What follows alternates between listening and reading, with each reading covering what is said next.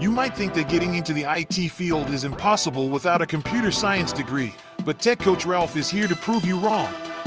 Get ready for some jaw-dropping revelations on how to break into this lucrative industry. Listen up, tech enthusiasts! Are you ready to break through into the IT field, but feel like you need a computer science degree to make it happen? Think again! Tech Coach Ralph has some exclusive, mind-blowing secrets to share with you. Get ready to be blown away by his jaw-dropping revelations on how to break into the tech industry without a computer science degree. So get your notepad ready, because Tech Coach Ralph is going to change your life forever. Buckle up, because you're about to embark on a journey to success in the IT field.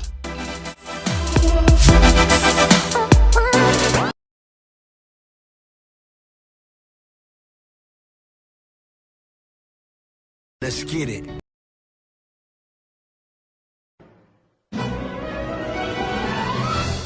Shoot, Ray. What do you want to do tonight? The same thing we do every night, Pinky. Try to take over the world.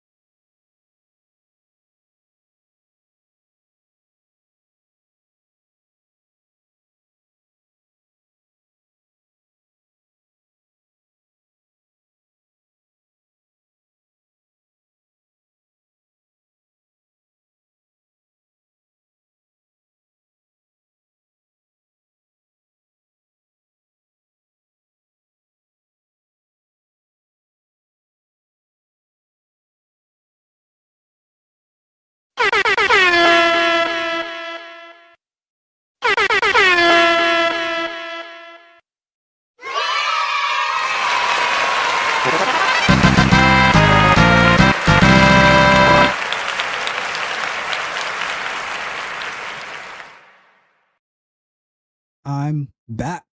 It is me, Tech Coach Ralph, with another episode of Software Explorations on this beautiful Sunday afternoon. Very hot down here in South Florida, but we pushed through nonetheless. So we are going to get started in a few, but let's go over the housekeeping for a second. And all right, so first things first. So the topic is we are going to be working on ReportPortal. We started last week. We're going to keep going, implementing ReportPortal to track QA metrics. And I will give a recap right before we get actually started into the implementation. But first things first, I wanted to say a big thank you to all the new subscribers, those that I can see and those that I cannot see. I appreciate every last one of you. I appreciate you. So let's do it like this.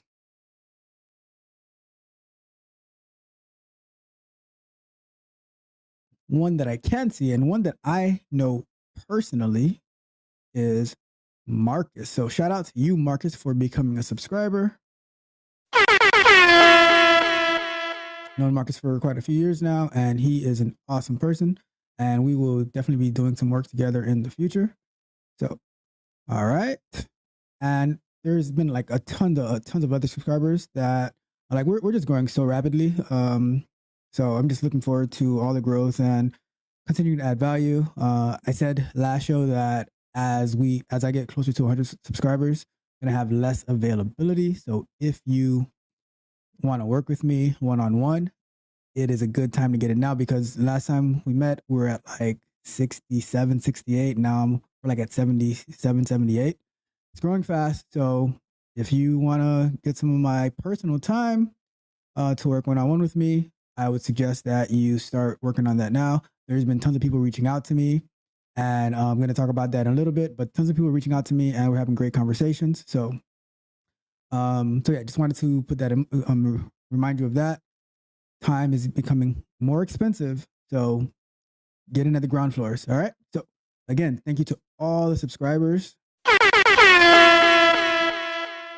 I appreciate you. All right.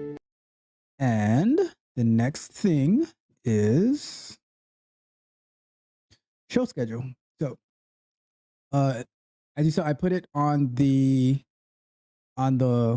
welcome screen. But show schedules are Sunday afternoons, software explorations like we're doing right now. Tuesday nights, Q&A sessions. Those are so fun. Like you definitely want to be part of that. And Thursday nights, we have more software explorations. And those are normally geared towards like more of a code implementation, while these Sundays are normally geared, like lately they've been geared towards like infrastructure, but that can always change. It's not locked into that. This Thursday, I have a special one planned. I was browsing online and I saw something about adding AI to your for your automation. So we are going to explore that.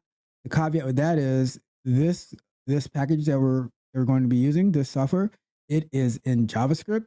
And I've never done automation in JavaScript. So that's going to be a new thing for me as well. So if you want to join me on this journey, tune in Friday night, 7:15 p.m. as we take on this challenge. It might take us a couple, like maybe 2 to 3 Thursdays.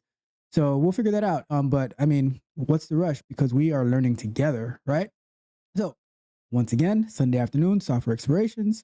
Tuesday nights, Q&A sessions. Thursday nights, software explorations. Usually lately been focused more on the code, right? And then we come to our pre-recorded content, which is Mondays, candid conversations. Wednesdays, software explorations, more of a concept overview. And then Fridays, the bug bite, where we review different software related bugs and infiltrations that have come back to hurt companies. We have a special one coming out this Friday, so you definitely want to tune into it. All of these pre-recorded contents released at noon Eastern time. That's Mondays, candid conversations. Wednesdays, software explorations, concept overviews, and Fridays, the bug bite. And then throughout the week, there's different shows being dropped. There's different clips from like our Q&A sessions and more coming soon. There's so much happening. All right. So there is content for everyone. One of the shorts that I released yesterday, it was a real good one. I really liked it. It was about a quote that Michael Jordan said. And we reviewed that, and it had pretty good traction. So if you haven't seen that, I definitely recommend go take a look at that. Very good stuff. All right. All right. Now the next thing is, what is the next thing?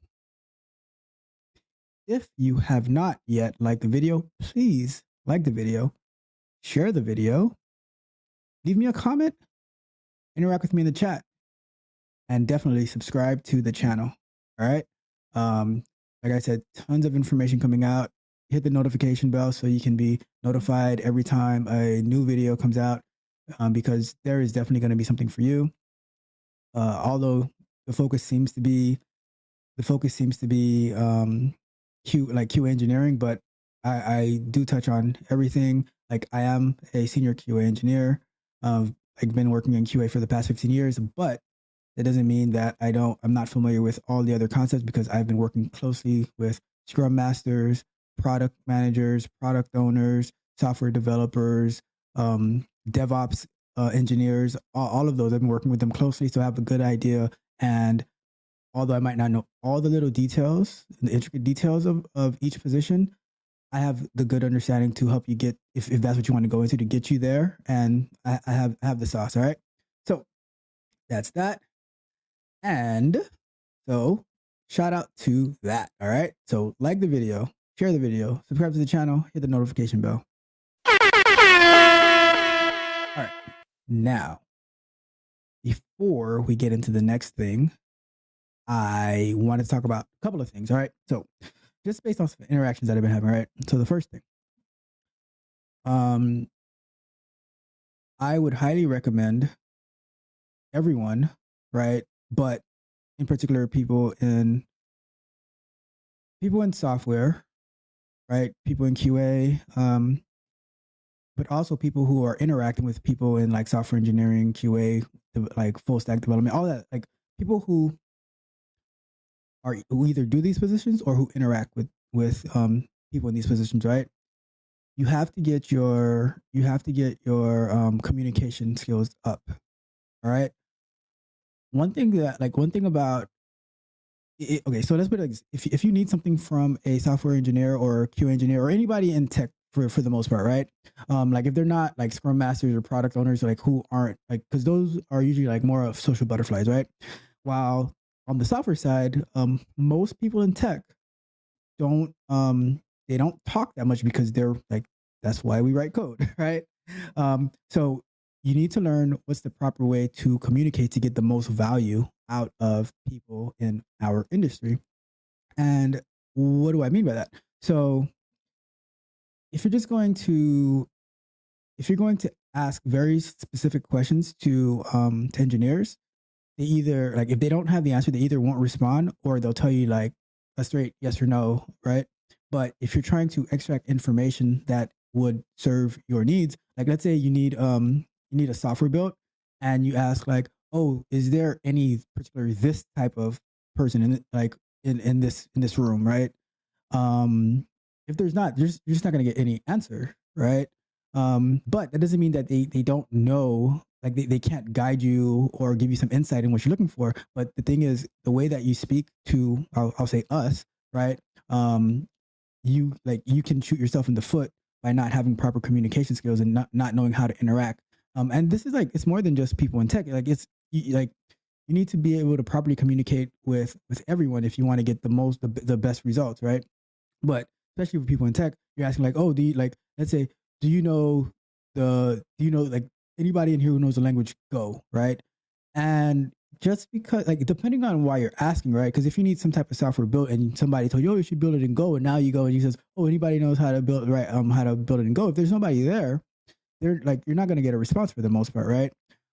However, if your goal is to get some type of software built or some application built, and now like you come with it in a different strategy, and you're like, hey, this is what I'm looking to do.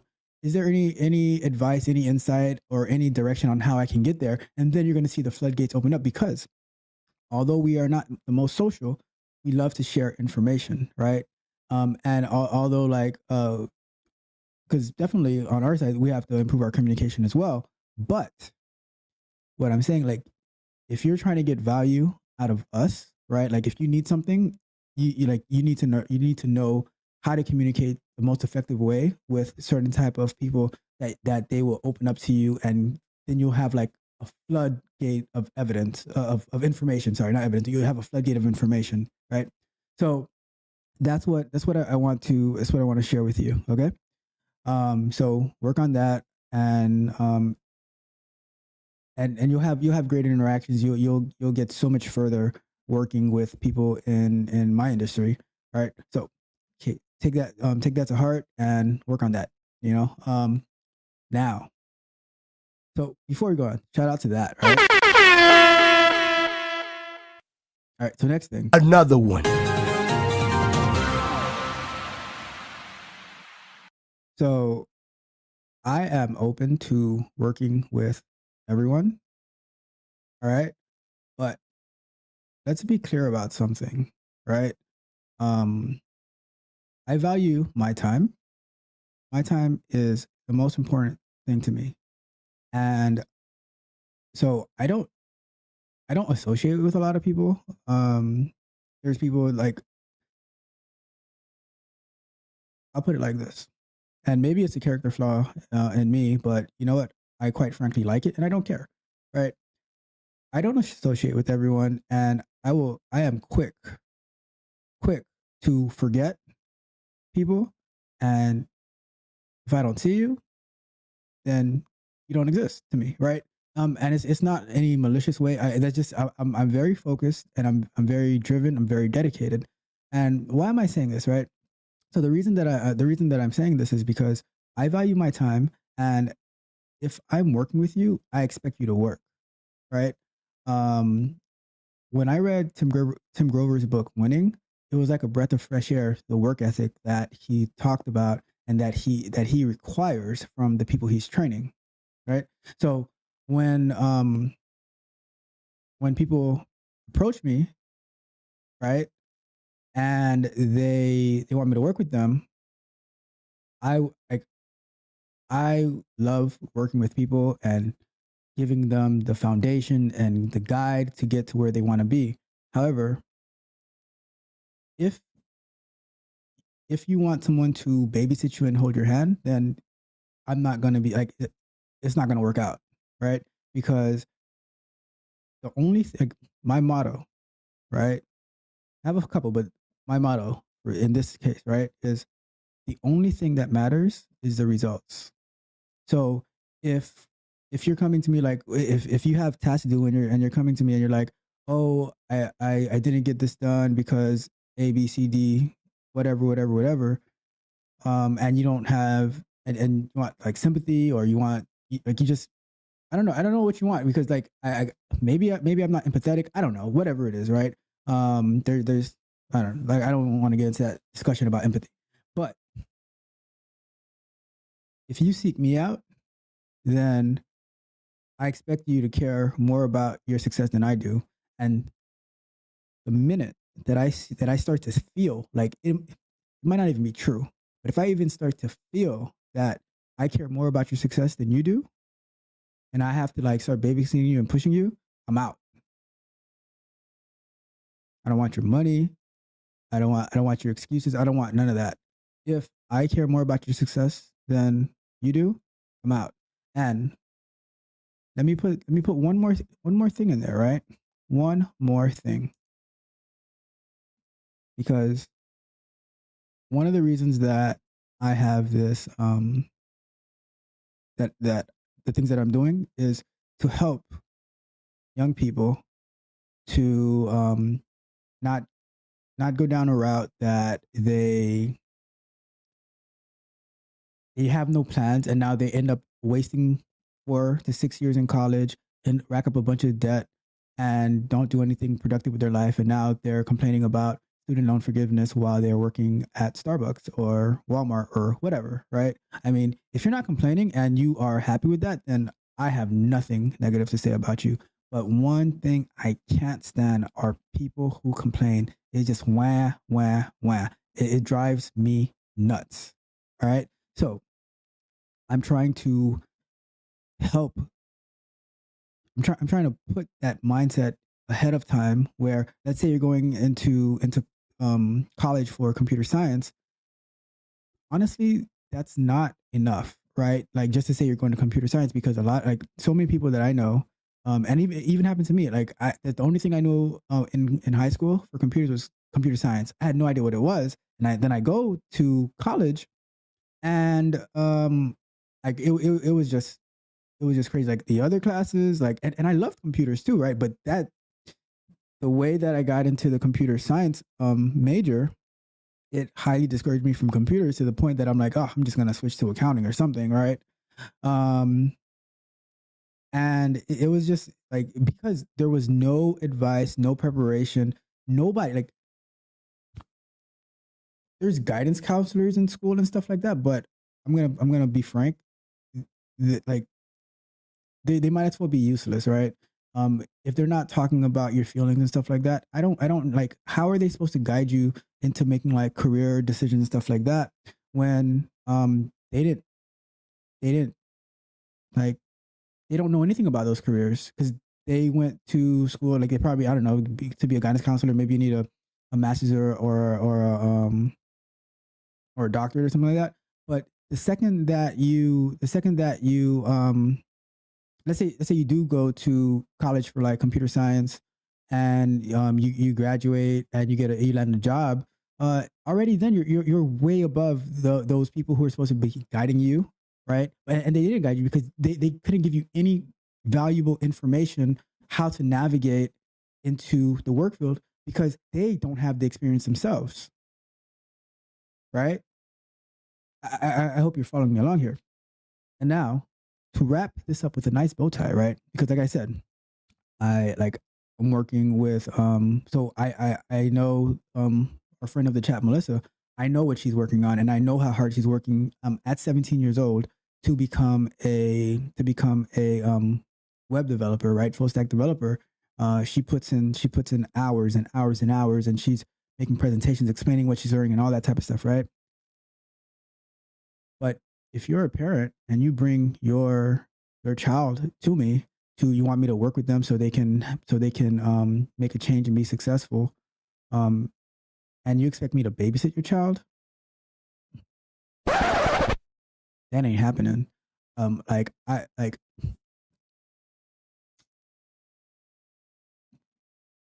it's not my job to care about your kids. All right. Like I said, I care about the results. If you or your child does not care about the results, I will cut the whole family off. And if you see me in the streets, just walk on by, because you wasted my time. You didn't value me as a person. You didn't value my time, and you didn't value me as a person or a human being. And I don't do that. Right. So if you want to work with me, then be ready to work. If you want a babysitter, then go Google one of those babysitting services online. All right. With that being said, we shall move on.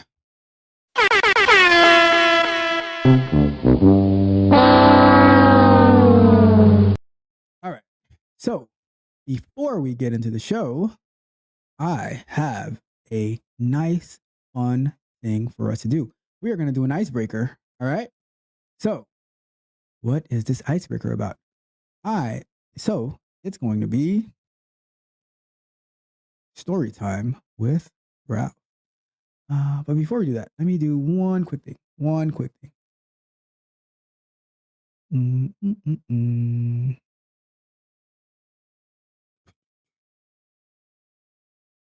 All right.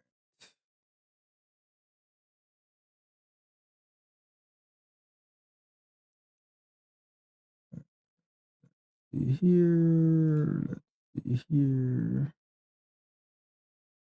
And let's see. Okay.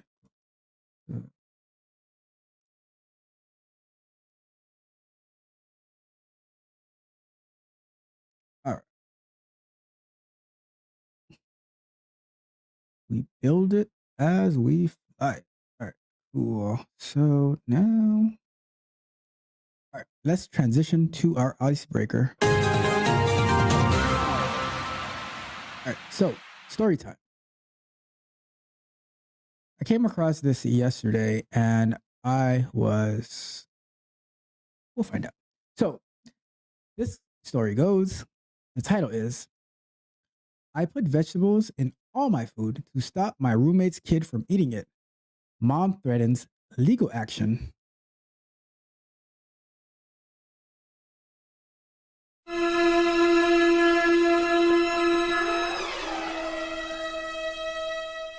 All right, so let's read. It says, I, a 26-year-old female, live in a rented house with a single mother who's 30 years old, her son who's 6 years old. I had another person living with me, but they moved out and the mother moved in. I don't mind living with her and her kid. It's fine, and we kind of do our own thing. I spend a lot of time at my boyfriend's place working. Our work schedules collide, so we really don't interact much. But when we do, it's fine. No issue there. I want to start with saying that she clearly struggles financially, but I don't think that's an excuse. I don't make a lot of money either. However, I've noticed that my food would go missing or portions would be taken from it. I assumed it was her kid, so I asked her if she would stop him from eating my food. I was calm about it, and she said she would. It didn't really upset me when it first started. It started getting annoying when I get home from work and expect to have a meal's worth of leftovers in the fridge, only to see it picked through or just gone. I kept bringing it up, and she started getting annoyed with me bringing it up. Just observing them, I realized that neither of them ever ate vegetables. And judging by the food that would get picked and the food that would be untouched, anything with green in it was avoided. Orange chicken was gone, but chicken and broccoli would be untouched. So I started putting vegetables in everything. I find vegetables to be delicious. And anything green or not a potato does not get eaten. So I could mix some bell peppers into the food and it would be fine. I make a big portion of vegetables pretty frequently anyways. So I just started putting it everything that I eat. If I had leftover mashed potatoes, I'd pour green beans and mix it up. If I had leftover cheesy bacon fries, I'd pour broccoli all over it and mix it in.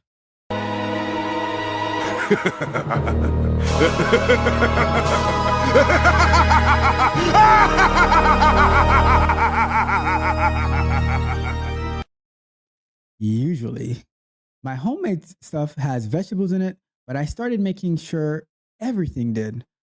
I made a pot of mac and cheese, the kids' favorite thing, and poured roasted Brussels sprouts, which is actually delicious to me. And I'm eating more vegetables, so it's a win-win. Okay. She has been seeming annoyed, but we were all home when I made the pot of mac and cheese. She was in the living room and saw me get out the Brussels sprouts and was like, "What are you going to do with that?" And I poured them in.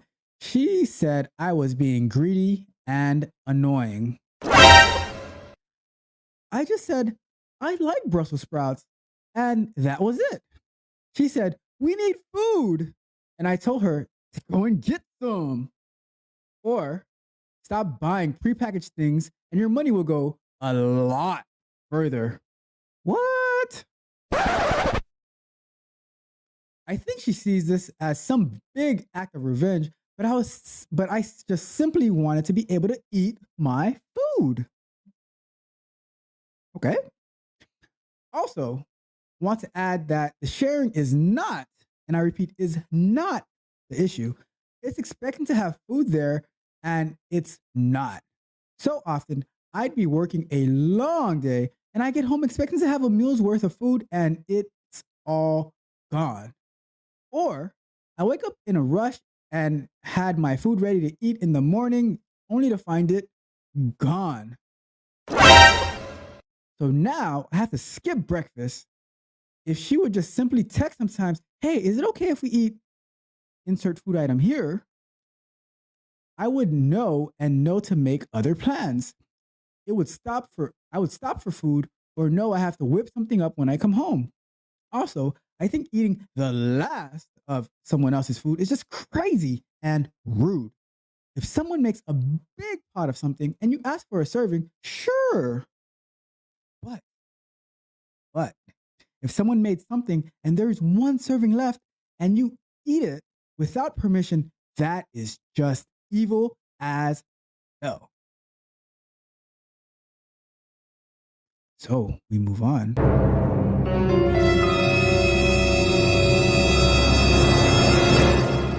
So here's an update. So I have been steadfast with putting vegetables in everything. I put vegetables in things I've never even thought of. This has carried on, and the mom calls me a jerk, but will not verbalize that she is eating my food. She just sees me making a lasagna and adding celery and bell peppers in all the layers, and it fumes off to the side. The only thing I can't add vegetables to is snacks like chips or if I bake brownies or cookies. However, this is easily remedied by putting baked goods in a Tupperware and keeping them in my room. Same with chips. As I have previously stated, the sharing is not, and I repeat, is not the issue. Recently, the kid knocked on my door and asked if he would have if he could have a bag of popcorn. And I said yes, and I gave him one. All of this would be way less annoying if she just texted me, "Hey, can I have some of this?" And waited for my response before just helping herself. I do feel for the mom because she clearly struggles with cooking and trying new foods. She is older than me by 4 years and winces at the thought of biting into anything green, and it's spreading to her little kid, but it is no excuse. A few days ago, I made taco meat out of ground beef, and like the usual, she was looking without looking. She was off to the side watching my every single freaking move, just trying to just trying her to, come on, people, you got to work out with your text here. Watching my every move, but trying to look normal. Okay. I made a dish the day before that involved sauteed mushrooms and cut up peppers. So when the meat was almost done, I opened the fridge and she freaked when she saw me holding the mushrooms. She said, her son's name, let's call him Bob. She said, "Bob hates mushrooms." And I just poured the mushrooms into the pan and mixed them up along with the cut up peppers. This caused her to react in a way I had never seen from her before. She was yelling and stomping her feet around the kitchen while the kid just watched. I felt bad for the little kid to have to see his mom like that. People were worried about her tampering with my food. I don't think she's going to do that because she doesn't seem that type of person. And if she did, I would report her right away. She was flipping out, but she didn't snatch my food or knock anything over. She was opening and slamming the cabinets, and it was all very silly. Then she started going off about how she's going to get the authorities involved. What? You're going to get the authorities involved?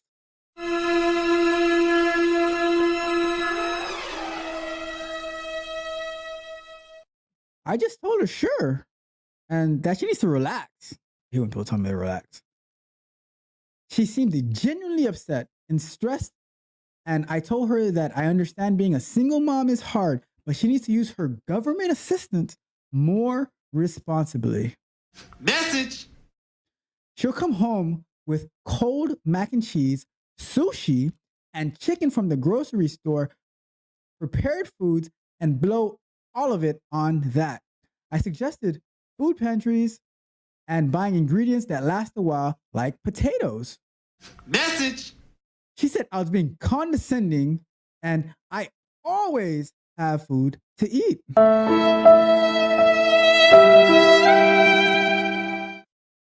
So you're not going to believe this part that we're about to get into.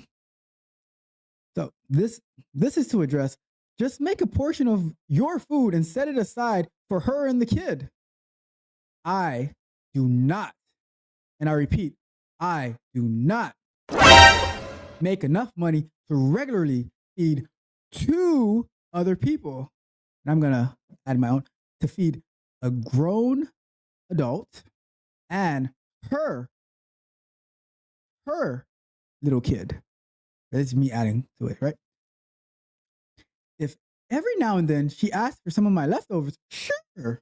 But this is a consistent thing that was happening. It's not as simple as giving her leftovers that I won't eat anyways. If I make a pot of something, I expect to live off that for the next few days. If it is eaten, then my money is messed up and I have to go shopping again and budget for more food, wastes my time and my money. What? And that concludes story time. So to comment on this real quick, so food is the one thing that when it'll drive me crazy when I know I left something there and I come back and it's gone. That drives me insane. All right. I remember when, I don't know how, maybe I was like, I don't know how, I was in my teens. Maybe, I don't know if I was like older than 16 or younger, but all I know is I had some Chinese food or something, right? And I was planning to eat it in the morning. I think it was over the summer or something. I was planning to eat it in the morning, and I had ate like half of it the night before. And the next morning I come to the fridge and it is gone. And I'm like, what the? And I'm looking all over the fridge. I'm like, what happened to my food? Turns out that my dad ate my Chinese food. Would you believe that? He ate my Chinese food. He didn't say nothing. And I was livid, right? And because like when you know you left something, right, in a particular spot and you're looking forward to it and you get there and it's gone, it's like your house has been robbed and violated, right? It's just, oh. So if I could be that annoyed by my own father eating food that I had placed, imagine this 26-year-old woman living on her own. I mean, she's living on her own, right? And she has to do her budget and all that type of stuff and organize, and she's working and all that. And she and her roommate and the roommate's kid is going through her food and like eating it and picking stuff out of it. And it's like, what are you doing? Like, oh my God. Like I would have gone crazy. Like I swear, like I would have gone crazy. Oh my God. Like, cause, and with me, right? When I see food that does not belong to me, being married and everything, right? I will ask like, hey, can I have some of this? Can I have this? Are you gonna eat this? Whatever, right? But just to like where you just go and take people's food, that's, I feel like for something that seems so small and so cheap, I feel like going into the fridge looking for something that you left there is like walking into your house and everything being gone, right? Being robbed blind. So just wanted to open that up with that little icebreaker. I found it like pretty funny, but also I could relate, and I felt empathy and sympathy for that young woman to have to deal with, and then to be like, oh, I'm gonna call the authorities on you and all this nonsense. Like, who the hell? Like, I don't. Lord, let's move on. All right. So, anyways, that was our icebreaker. We might start adding these type of icebreakers before we get started. So here we go. And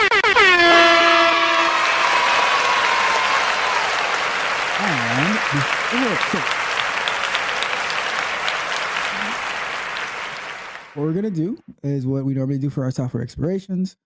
We are going to have 20 minutes working, 5-minute break. During our break, we'll continue to review where are those jobs? Web development jobs, right? To see like, you know, entry level, like what are they requiring? And because so many people are reaching out to me like, I want to get into software engineering. And you know, so like I don't understand why like software engineering is definitely something that you can learn on your own, but it's like the way that people, it's like the go-to now, where there's so much logic involved in it, where that's why probably a lot of people don't make it that far into it. But it just sounds like, oh, just learn to code. It's not as easy as they make it out to be.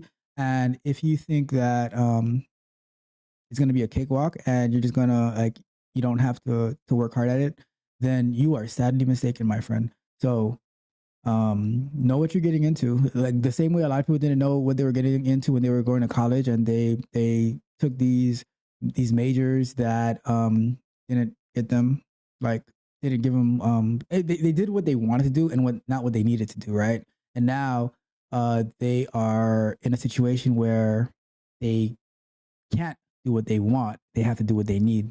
And if you were to reverse it at the time, you would be in a much better place, where today you might be able to do what you want and not only what you need to do. So that being said, we are going to do our 20 minutes on, 10 minutes off. Let me put the timer up. And let me see if the timer is on the other scene. Put that up too.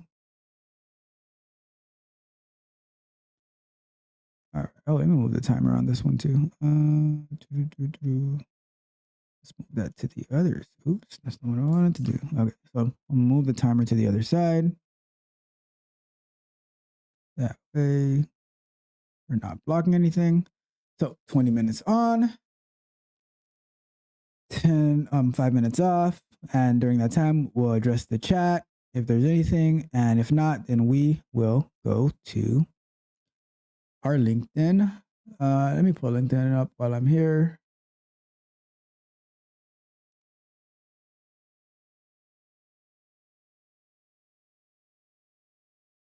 All right. So LinkedIn is up.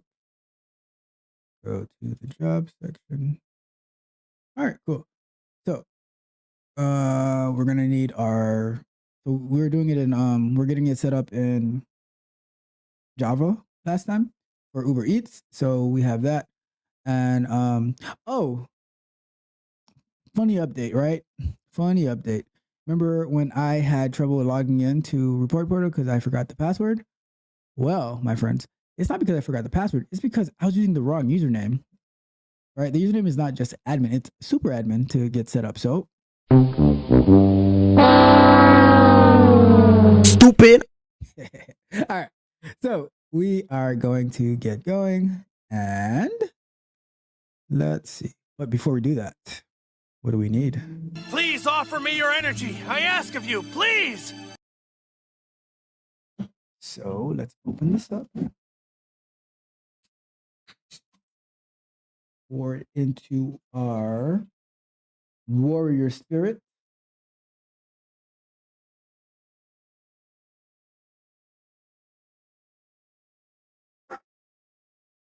Let's get some energy.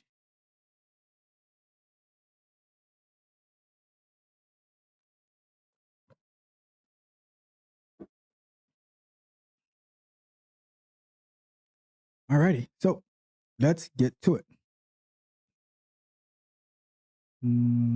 So let me get our time up. And we are going to transition over to our shared screen.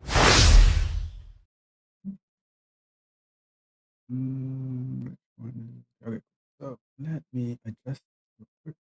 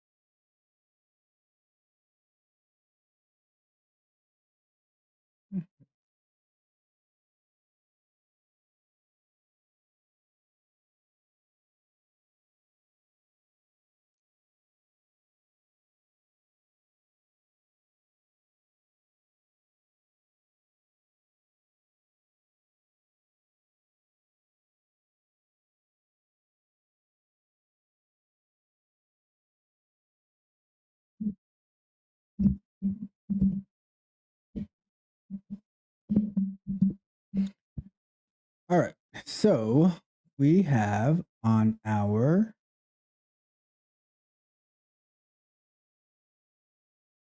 all right, cool, got me. All right, so we have on our IntelliJ up with our code from Uber Eats, and we have our report portal on over here. Let's see what we have here. So what we need to do is go into AWS, and we need to turn on our EC2 instance. Let's go in here, EC2.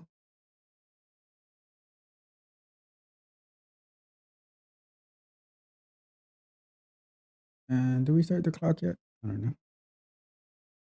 Nope, not yet. Start the clock.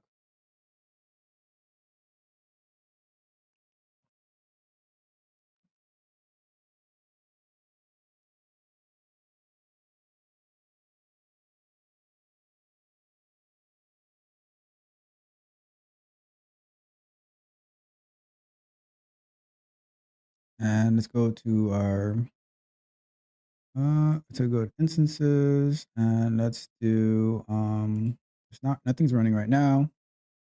I think we are doing, which one do we have it up on?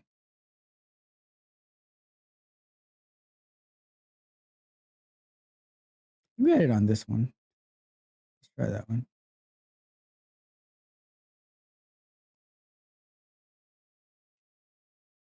All right.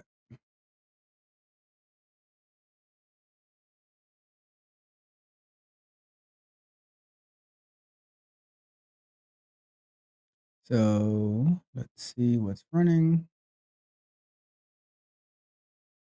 Once we get our instance set up, we need to update the where report portal lives, which I can find out by looking at the security group that it's part of. 8091, 8080. All right, so yeah, report portal is on this one. And let's see, is it running? It's running. Let's see if it comes up. Because if not, we'll have to log in and do Docker stuff. Okay, so first we need to get the URL. So this is the one right here. And in AWS, like, let's say in AWS, like you can have like a real domain for anything actually, right? But we're talking about report portal in this case, right? So you'd probably set up an elastic IP address and then do like some type of Route 53 to get it a domain. I'm not 100% familiar with all of that stuff. That's more of like the AWS solutions architect, which it would be nice to obtain someday. Not really a pressing thing for me, but like there's so many things I want to learn, right? Like the AWS stuff, the Terraform stuff to have infrastructure as code. Might be doing a class on that. So and it would be interesting, like if I do a class on that to do it, where anyone who wants to follow along can follow along with me. So like, not necessarily watch the videos live, but do the practice problems, do that live, the projects do that live. So that'd be a cool thing. So I have to think about that a little bit more. Okay, so where are we? So we have this. So we copied the URL. We're gonna go in here and paste it in here. Oops. We need the HTTP up here. The HTTPS? I don't know. Let me see. I don't think it is. Don't matter. Let me take out the S. And now let's see if we have to log in to start it or if it's already started. But if not, we have to do a Docker Compose up. Oh, it's already up. Perfect. So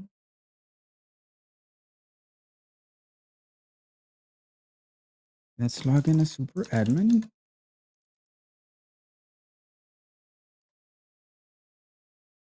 And now I forgot the password again.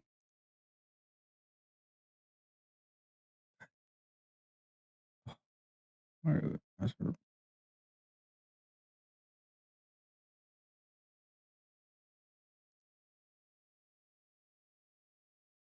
Oh God, I remembered it last time. Now I forgot it. Did I write it down somewhere? I think I did. Let me see. Let me check my notes.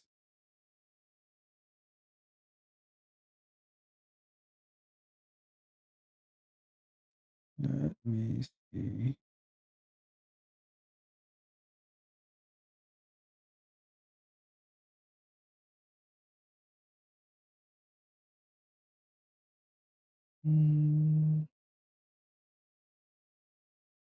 What's going on here?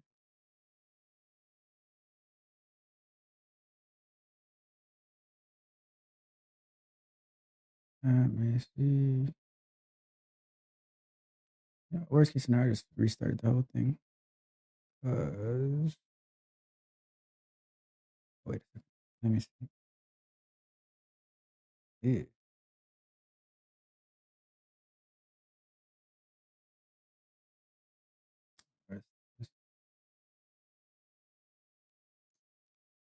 Let's see if we do.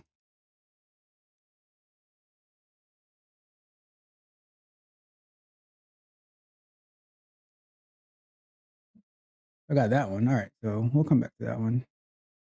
All right, so last time we did Uber Eats and we went over here. We had launches and we had the ones, so we had these that were failing.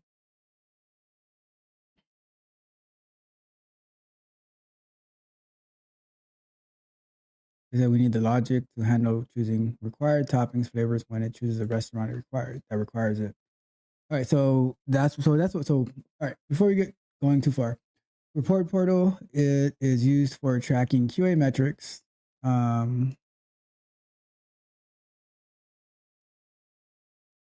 AI-powered test automation dashboard acquires, aggregates, and analyzes test reports to ascertain release health, right? And can create these cool dashboards. They're not going to go into full details because I did release a video giving an overview of ReportPortal maybe sometime last month. So definitely look out for that. So yeah, so and last week when we installed it, we configured in Java, we configured it to send the results to it. So we have the ReportPortal endpoint where it's our URL to our Amazon EC2 instance with a port of 8080 that we opened up in the security groups, and we had the UUID for the project, and we had the launch name, which this one you can change it to whatever you want it to be, and the project is Uber Eats, right? So what we're gonna do, the issue, like, so it was failing last time, right? Because of the restaurants that require an option chosen, right? We didn't really take into account those. Not needed. So we need under test home. So then we need test cases, Uber Eats. And for this one is using the page object model right here. And so it goes all the way to over here.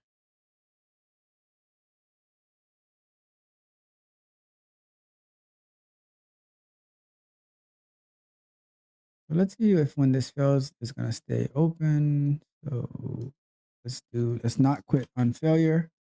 And we're gonna give it a run. All right.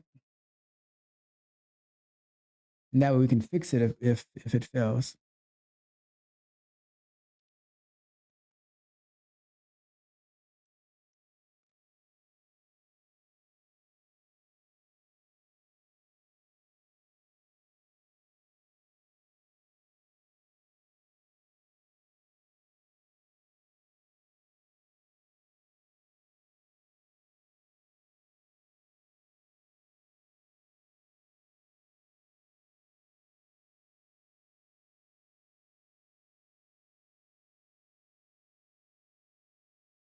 All right, so now we are clicking on a restaurant.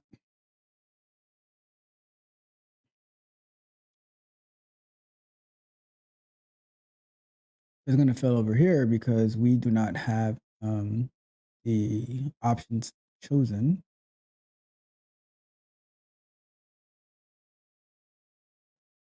So if we go back to here, it fails.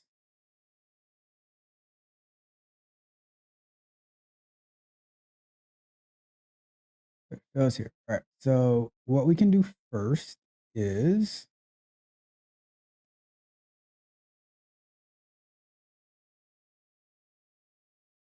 it's probably clicking on some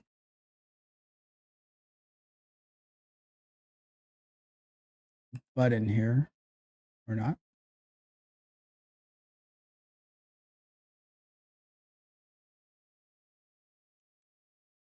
There. So that's terrible.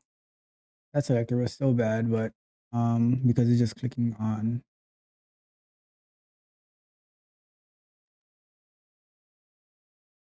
that. So we want to click on this right here. What are our options? So button, area label.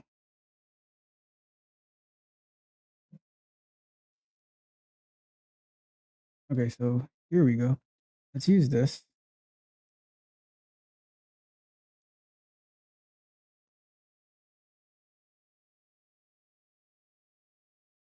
So that is this.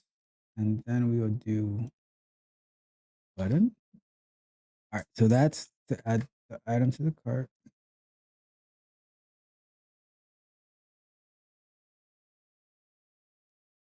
But we need to take care of the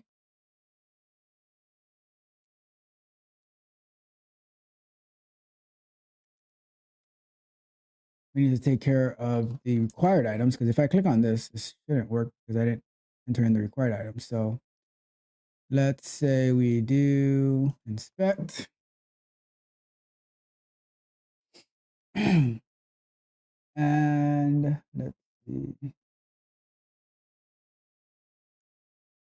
customization pick many. So let's go like that, and we say div.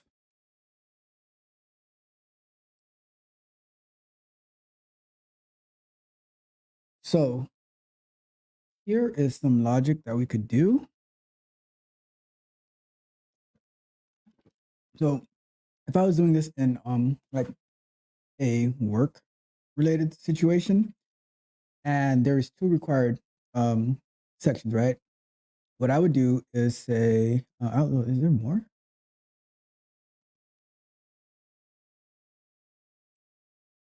Okay, those aren't necessarily required, but they are, well,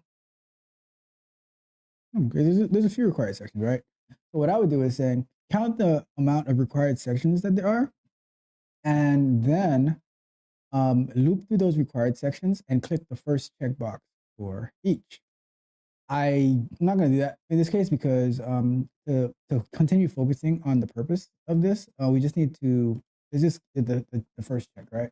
So we're going to say,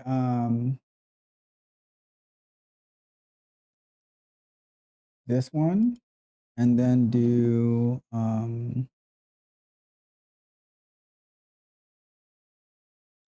div, then label,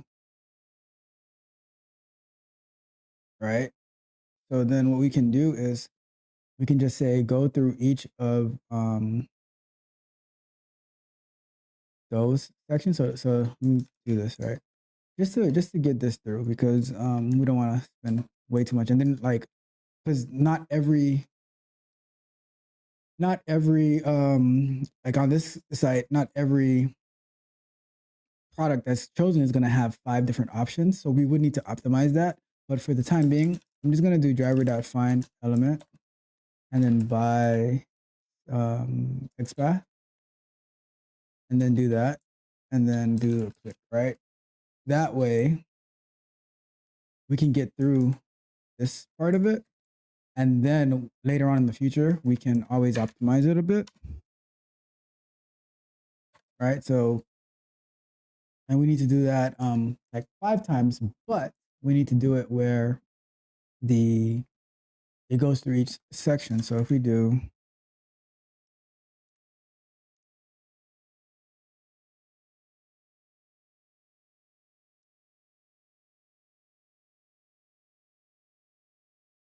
so I need to do this and then do 1.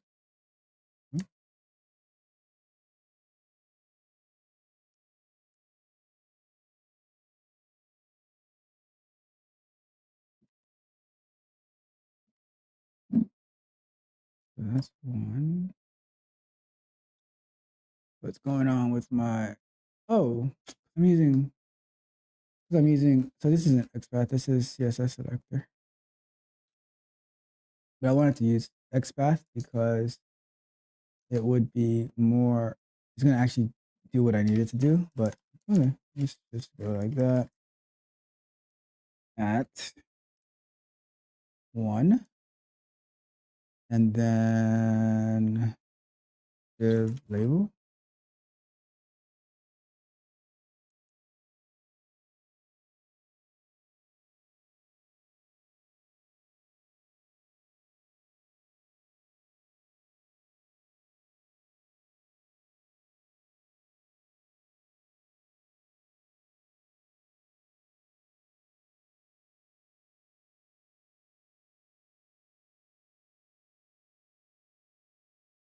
Let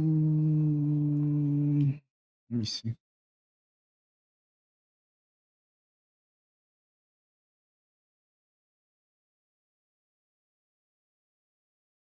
Oh, I always forget about it. So CSS slash div slash label. There's 56 of those. Go with label. 56. Jeez. Okay, so what we can do is there 56?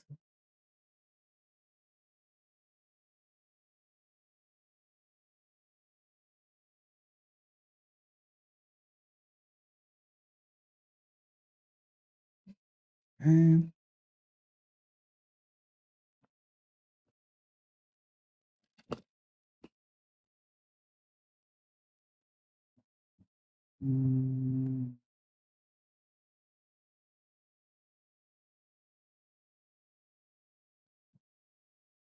We're going to do-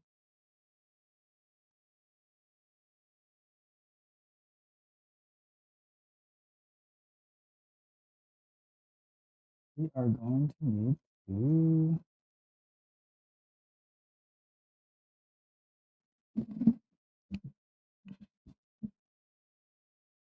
let's see. Why is it finding so many of them?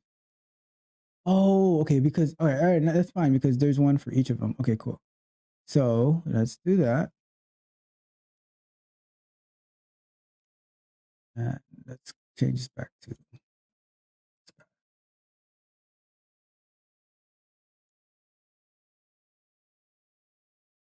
that in there.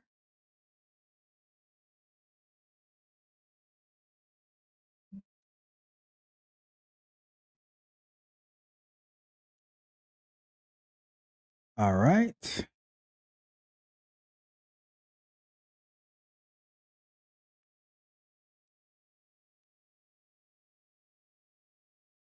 Okay, so we're gonna take that one. And now if I also do over here, find the second one of it.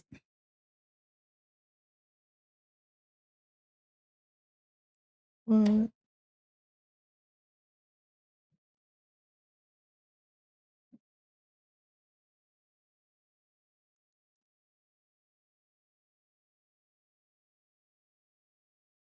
Okay. And we do div label. That's the second one. And I'll just put a quick comment for sauce.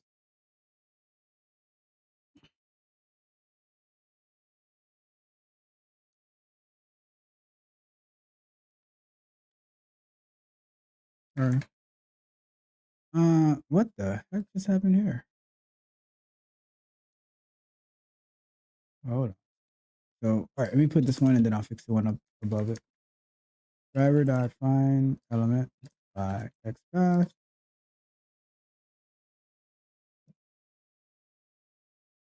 I don't know why this happened over here.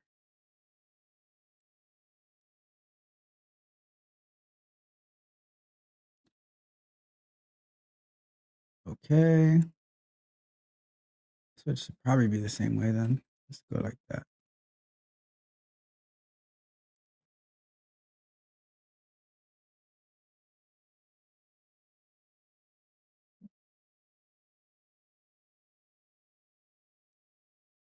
All right.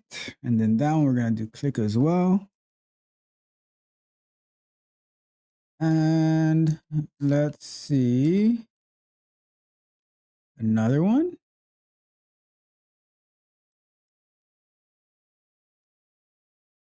Okay, so we're going to choose the next one.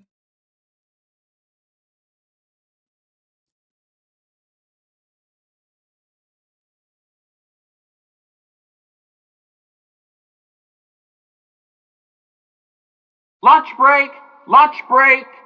All right, let's just finish these up real quick and then we will be on our way. So this is going to be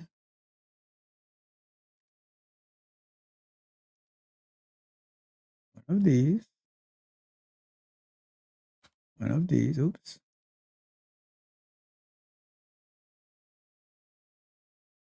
All right.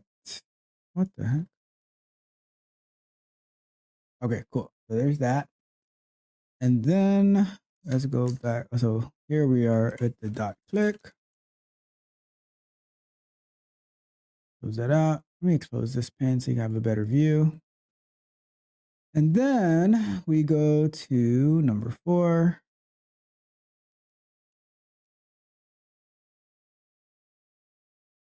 More stuff.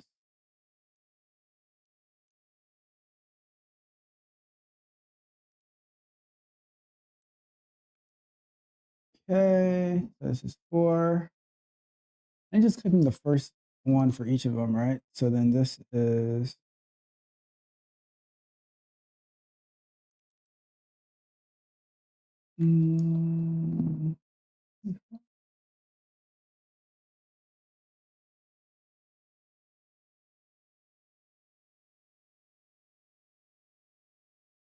There's 5, so I must be missing one then. So there's 1.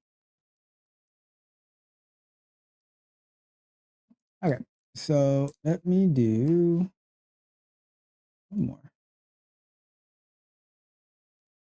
Must be 0 or something.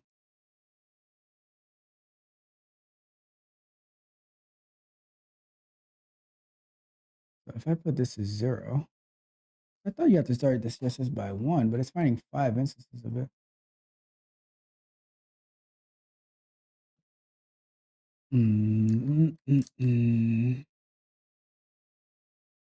There is no 0. So 1, 2, 3, 4. There's a 5. Okay, cool. Let me put the 5, and then we should be good to go.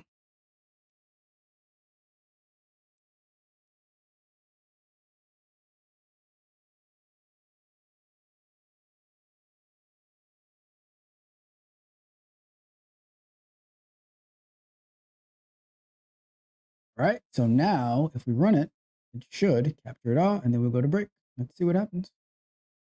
This is like very bad way to do it, but I just wanted to get it to run. But like I said, if I was doing it for a more professional setting, I would do a where it counts how many of those customizations are available that are required, and then just loop through each one of them, and then clicking on the first one.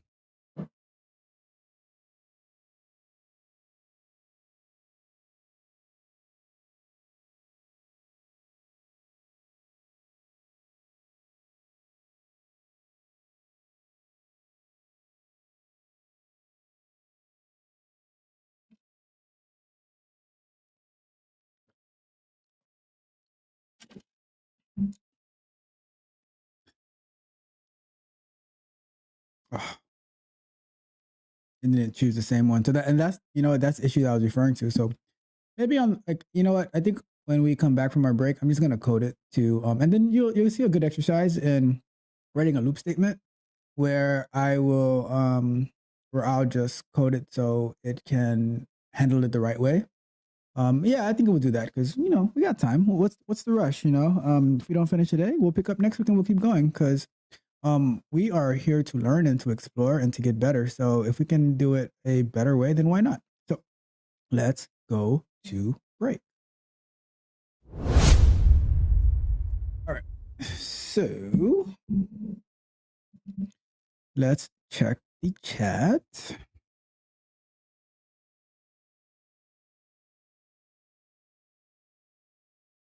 We have our faithful Melissa in the house. Hi, Tech Coach Ralph. Before we read that, let me put our timer on. Hi, Tech Coach Ralph. If I remember, when we use the report portal, it gives us more data about our code, right? Yeah, you can say that. It gives you the status of the test that were ran. So so here's the thing, and especially with what you're learning, right? I know the course that you're taking, and it's a great course, but they do not get into how to test your work, which I think a lot of these software engineering and full stack development courses, they do a disservice by not training people who are aspiring to be web developers and software engineers, whether it's Java, Python, etc., how to properly write unit tests and stuff like that for their code. So and that's a very important part of it. But saying that, if let's say you create unit tests and Selenium tests and API tests, whatever type of test you write, right? You can have those results sent into Test Portal, and then it can analyze those results and give you data about the health of your software. Like, is there a lot of issues that it's being found? Is it the automation code that you're writing that has issues, or is it the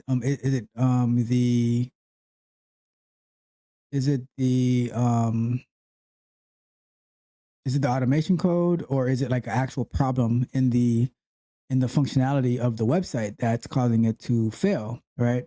So it gives you more data of the code based on the tests that are running, and it can tell you if it's your automation, and it'll help you figure out, is it your automation test, and it'll give you a historical context of like, so you can see, oh, last month we had 3 tests fail on this day, and this month we had 0 tests fail on this day. Or like when you're releasing the code and it's running through whatever system it's running through, it can, so you can see, okay, whenever we release the code, we have this type of failure. So why are we getting this failure when we release the code? And then you can investigate that. So that's the very important part of having the historical context, because you can do analysis and investigation and stuff like that. So very good question as always. And but that's the purpose. That's one of the purposes of ReportPortal. All right. So let's move on to LinkedIn. All right, let me move this to the side. All right, so okay.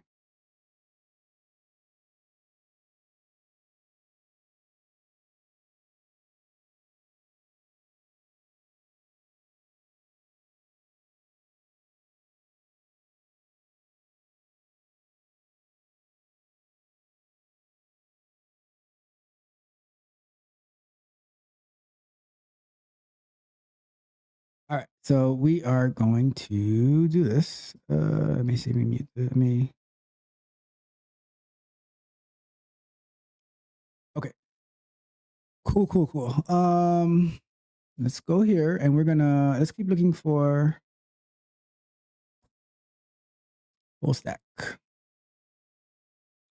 Oh, about to transition. Okay. So we have full stack engineer for Java. So I think Java is like a staffing type agency, like recruiting type agency. And this is under entry level. Let me see if I can make this bigger. So let's see what this entry level position is talking about. Salary $50 to $85 per year. Okay, per hour. Okay, $50 to $85 per hour. Okay.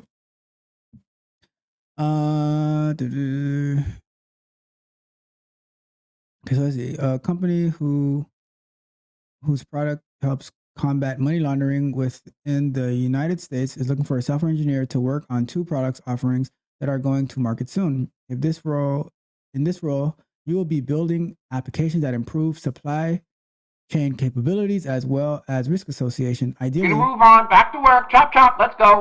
Come on, get a move on, back to work, back to work, back to work.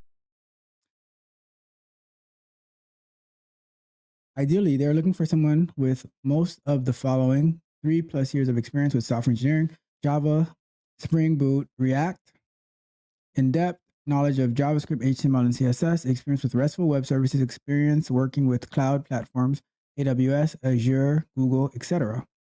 Why join us? Work from home, flexibility, competitive base salary, accelerated career growth, highly rated benefits package.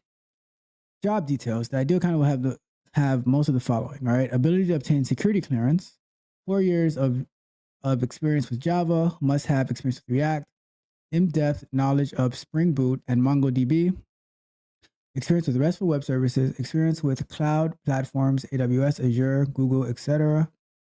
Interested in hearing more? Okay, yeah. All right, cool. So, with that posting, right? If you are still in the chat, Melissa, outside of like some of the things that is like outside of your control, right? At 17 years old, being that you're learning JavaScript, HTML, CSS, and in the course that you're taking, you will be touching on like RESTful services, and then you can always take a course on the cloud platforms. You're also going to be learning React. Imagine being able to, because like, yeah, they say like 4 years plus of 4 years plus of experience with Java. So let's say we take that out, right? Let's say like you build enough, like as you're learning, you build enough websites and stuff like that with these technologies that you can build a portfolio and you can go and show that you know what you're talking about. You're able to articulate, you're able to create presentations, articulate, show what you're doing. At like 19, 20 years old, maybe even 18, you could qualify for a job where you're getting let's say $40 to $80 an hour on the low end, right? Like, how does that sound? Where you could potentially the work that you're doing, you're putting yourself in the best position to be ahead of so many other people. Like while you are planning and doing the work, you have other people who are sleeping till noon and stuff like that. So like this is what I'm showing you. Like there's so many opportunities, especially if you start young. All right.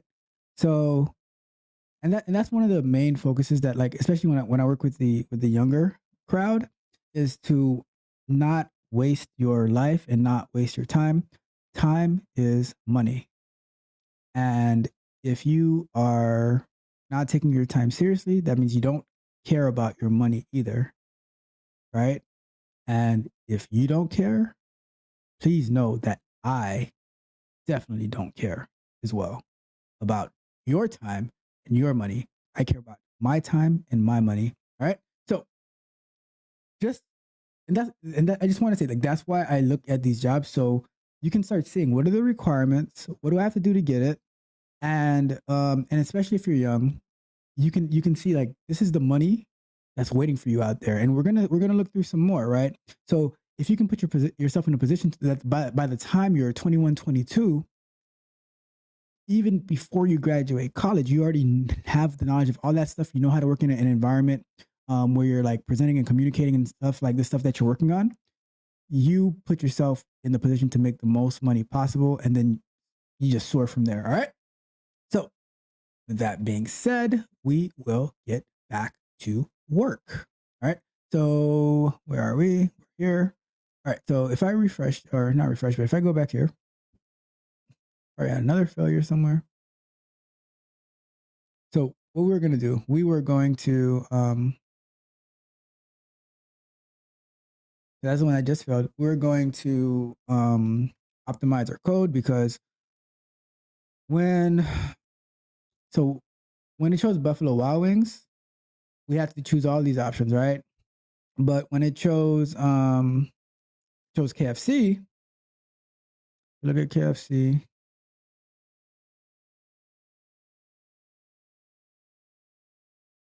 And with KFC, it's a radio button and not a checkbox.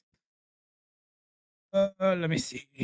Let's see why it failed. Okay, so look over here.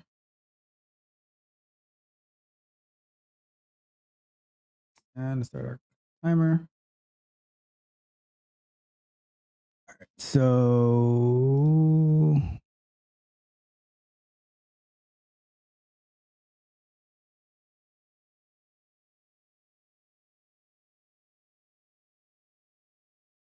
I was unable to find this right here, because it's probably not pick many. It's probably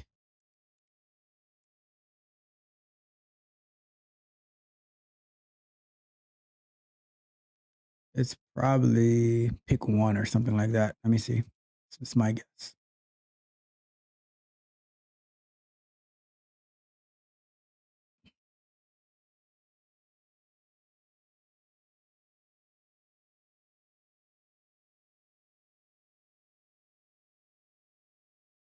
See, customization, pick one. Okay, so what you're going to get is a little expose on how I use logic when I'm writing my automation code, right? I was trying to avoid this, but it made it inevitable that we had to do this. So what we're going to do is we're going to do is we're going to go here. We're going to have two options, right? I wish I used a page object model for this, but whatever. So we're going to do this one. So let me write out what I want to do, right? So what I want to do is count the amount of customization. Any. So what I'm doing is typing out. Yeah, I was tired, but this is when I get awake. Like I get that energy. Please offer me your energy. I ask of you, And I have to please. start thinking about logic and implementing and figuring out innovating things, you know?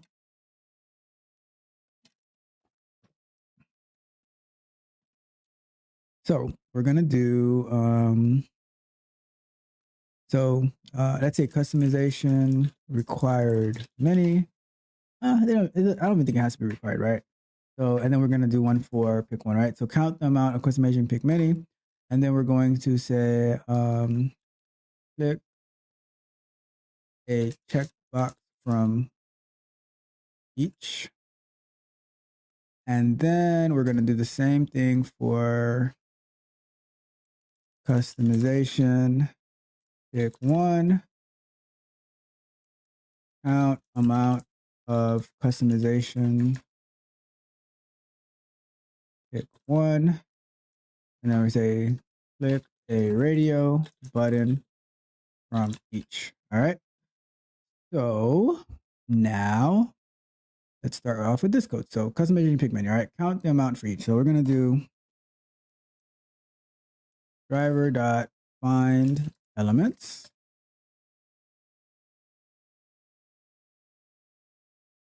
We're going to do it by this one.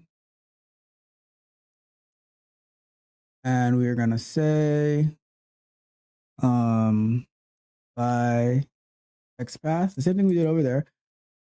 And we're going to say, we're going to call it amount of, started writing almost in Python. Amount of customization pick many. And if you notice, I'm writing my, oh my God, this is not Python. It's going to be an integer. You know, it's like, I'm very, like I wrote out the whole,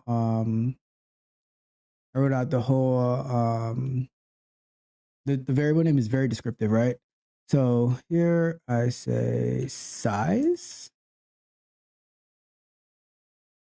All right. So the size is going to give me like how many of them exist, right? And then I'm going to say for I. So I equals 0. And while I is less than amount of customization pick many, we're going to do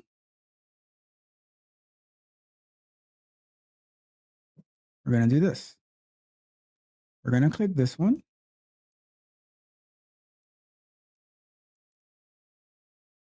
And you'll notice how this amount of code is going to get reduced drastically because we see how here we have to do like one for each. We should be able to just do it like,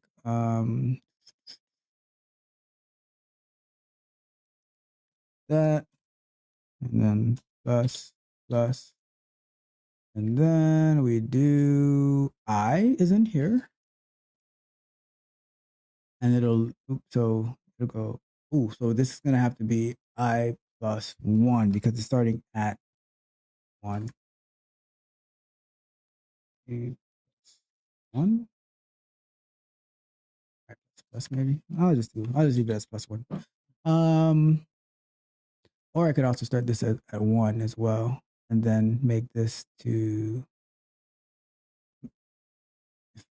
I is. No, we'll do it that way because if it's 0, if I is less than 0, if 0 is less than 0,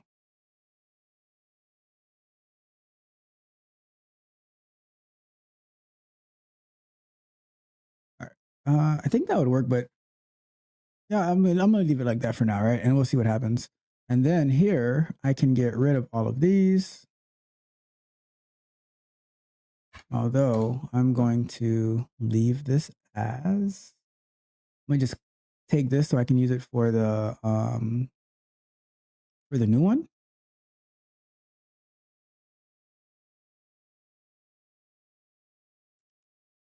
And then we'll say this one is pick 1. And this will be 1. Customization. Oh, that would work, no? Let's see. Div, data test ID, customization. Oh, wait a second. That okay. So then there's probably something wrong in there then.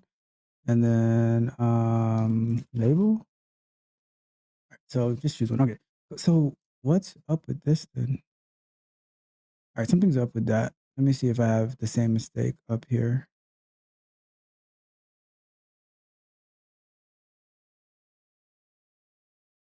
No, it's good up there. So all right. So I made something wrong up here anyway. So let's get rid of these. We don't need these anymore. And we're going to say, so click a checkbox for each. Okay, let's move this comment into here. And then we're going to say here, we're going to do the same thing, customization for pick 1. And we'll say INT amount of radio buttons for pick 1 customization equals, and then driver dot find elements,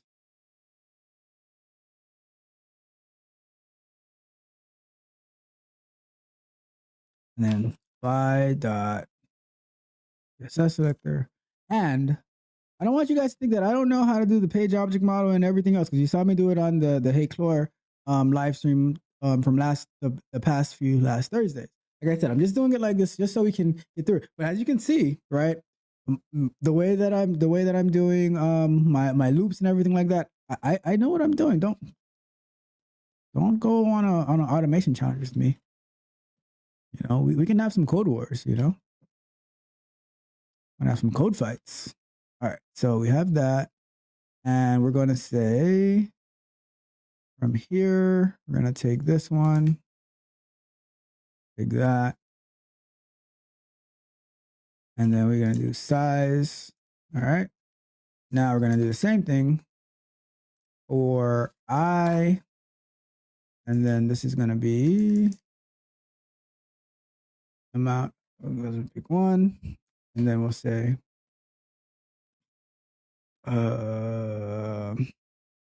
driver dot find element by XPath, and then we're gonna put the in here. So we're gonna do and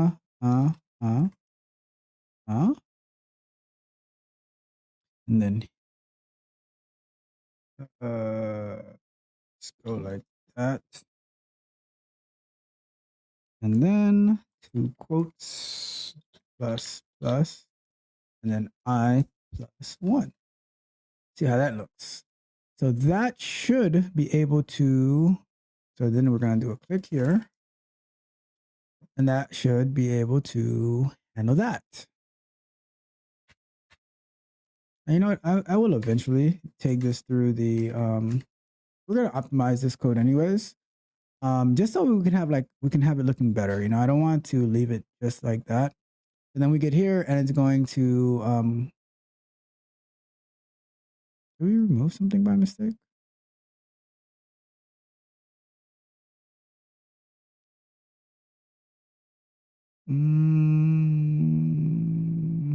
Crap. We deleted the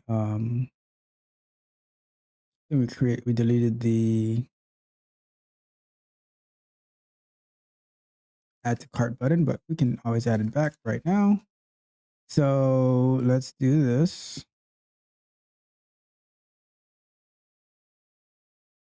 It's not the one we want.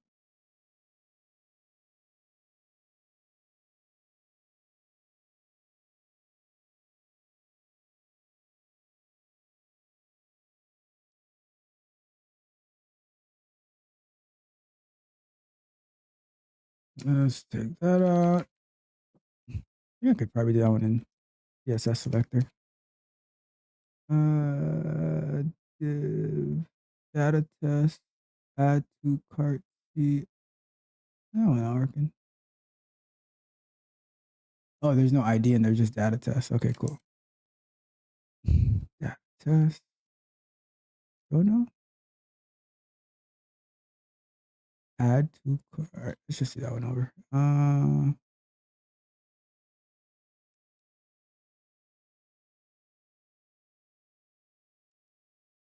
Okay, there's no at sign in the CSS selectors. Got it.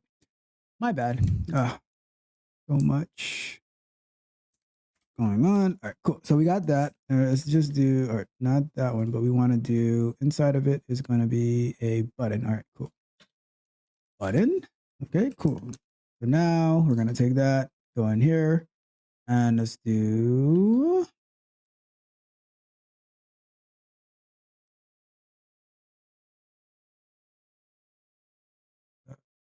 driver dot find element by CSS selector. Click. All right, and we got that. And let's give it a run. See what happens.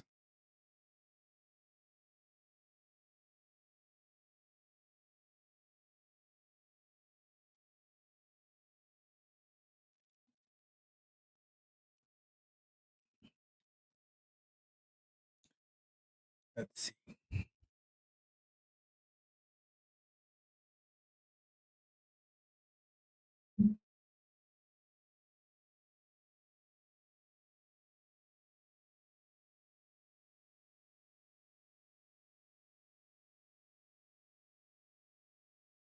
Oops. I want it to happen.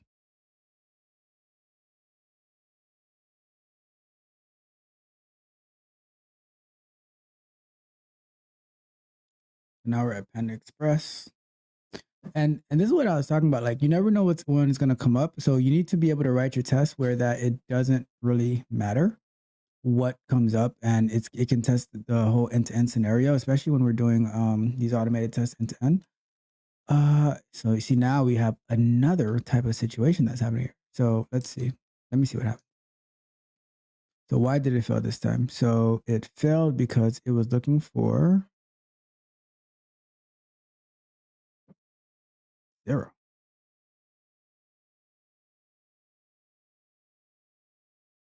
So there's a problem in my logic, definitely. All right, so 1 plus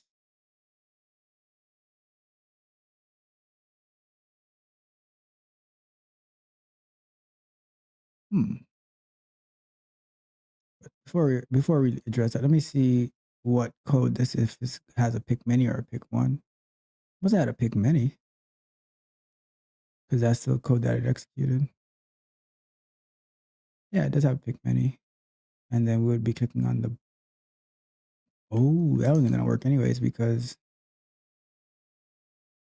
it's looking for the label, and I don't think there's a label for it because this is a button.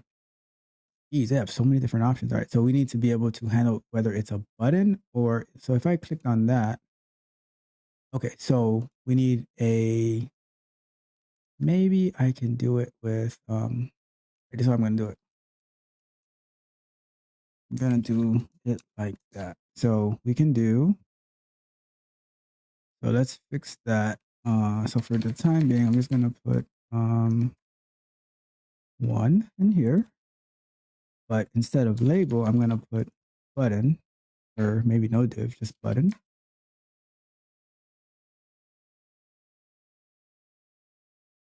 Oh, I have two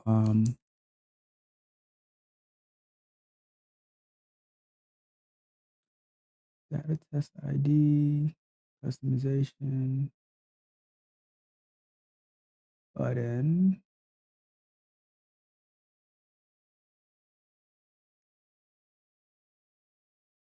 I'm finding that. Hold on.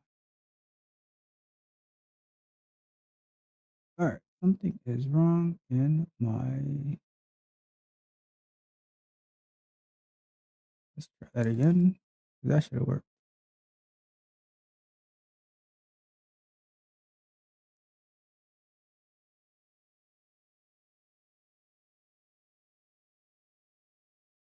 Let's see what's going on here.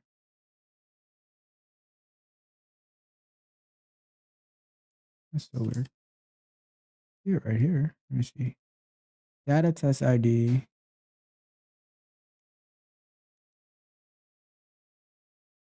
Refresh this page because I don't know what's going on with it. So let's do //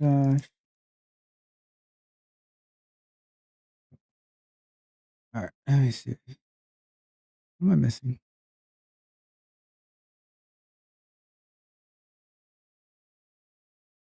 If data test ID customization pick many.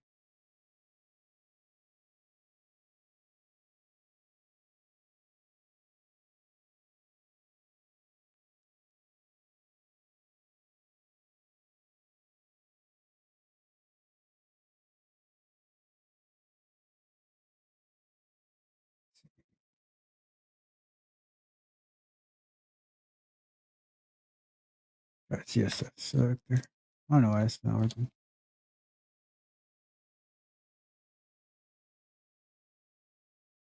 I'm looking at it right here. What the heck?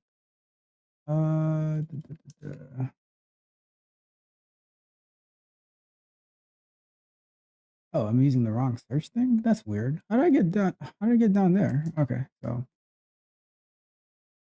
I don't know what happened there.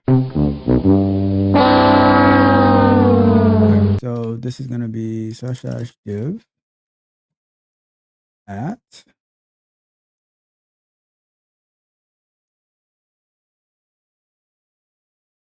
and then we're gonna do close 1, and then we're gonna do button,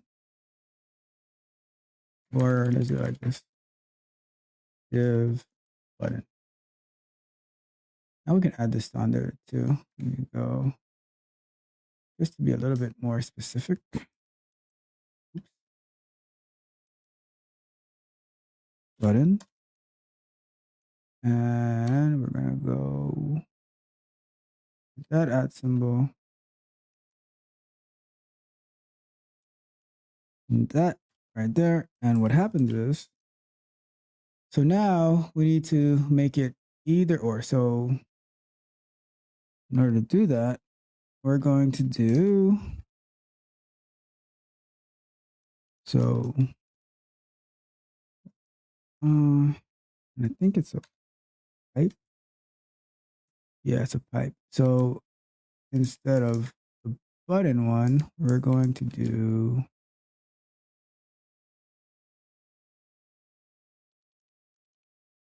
that's going to be label.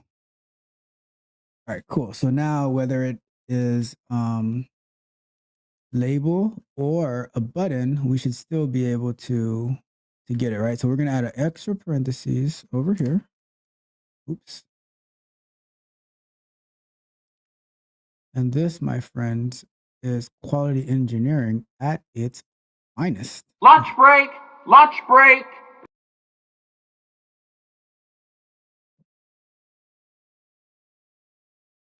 So the one that I'm going to get rid of is this one. Let's finish this up and then I'll give it a run so we can see what's going on. And then I don't know why this ended up like that. Because I is an integer, so I shouldn't have tagged it onto it. Let's do I++. See what happens with that. And then here, it's going to be the same thing in there. Oops.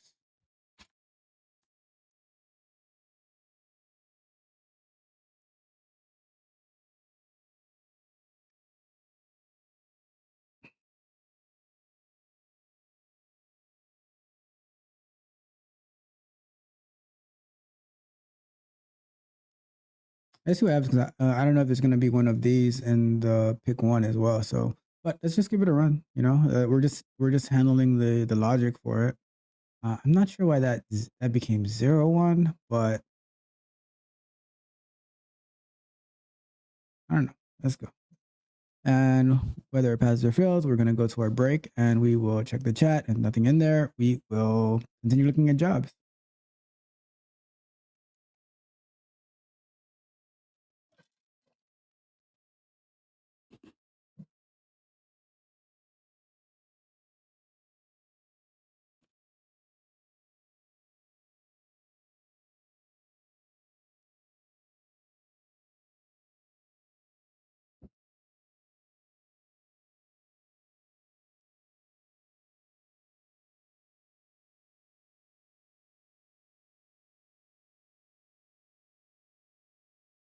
All right. So we got that. If it picks this from the second one too, that'd be cool if it works. Good, technically.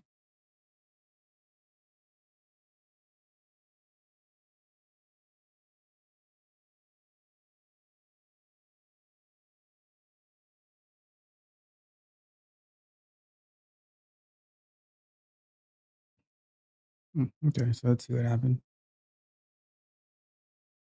This is the first one. It didn't do the second one. Let's see the failure, and then we'll go to break.